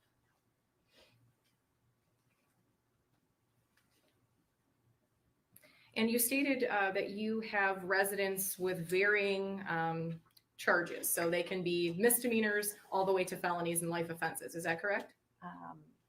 Not life, well, life defense, I guess describe life offenses. Armed robbery, Yes. murder. Correct. I know that you have stated that there is no one currently housed with the charge of murder, but you would agree with me in the past, in the recent past, there have been individuals housed there charged with murder, correct? Yes, correct.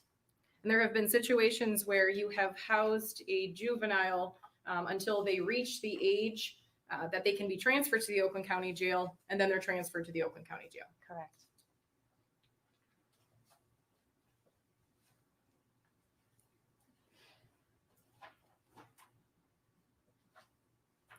And you stated that the housing itself, or the rooms or the bedrooms of the individuals, they all have their own cell or bedroom. Is that correct? Yes. Okay. And you stated that these individuals are in their cell from approximately 8:30 p.m. to 7 a.m. Is that correct? Yes. And you stated that your max capacity is 60 people, and currently you're at 38, correct? Yes.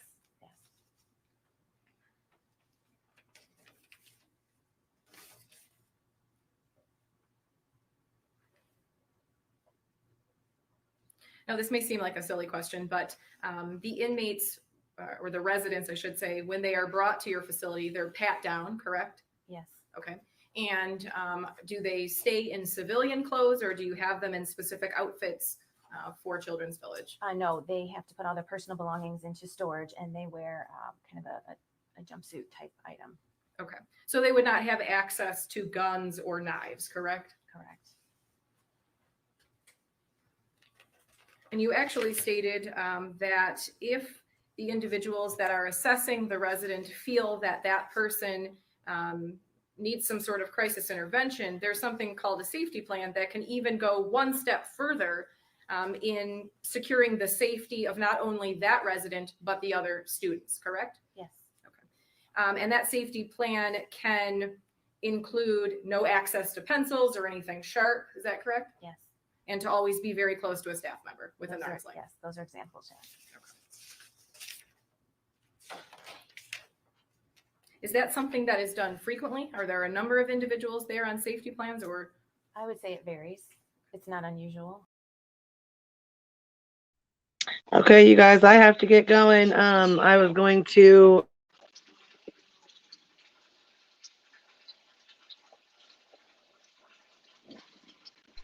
I got to go get my littles from school. So, I went ahead and dropped the link in chat too. If you guys want to pick up where we left off, if you want to go finish watching it for now, we can jump back on here later too, if you guys want to, or whatever, if anybody has time, you know. Because I mean, once I get them, I'll have time to get on here again. But I got to go grab them, or I mean, I guess I can leave it playing for you guys if you wanted me to.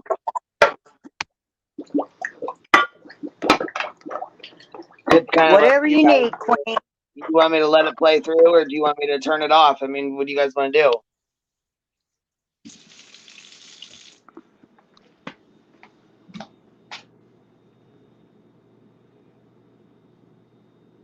You want me to let it play through, or do you want me to? You just want to pick up where we left off? Let it play. All right, we'll We let it have play one through let then. it play. Yeah, I mean, it doesn't matter. I can stop it where it's at, and we can come back, or we can play it. It doesn't matter. Like I said, we can regroup later, or we can continue on where we're at. It doesn't matter to me, you guys.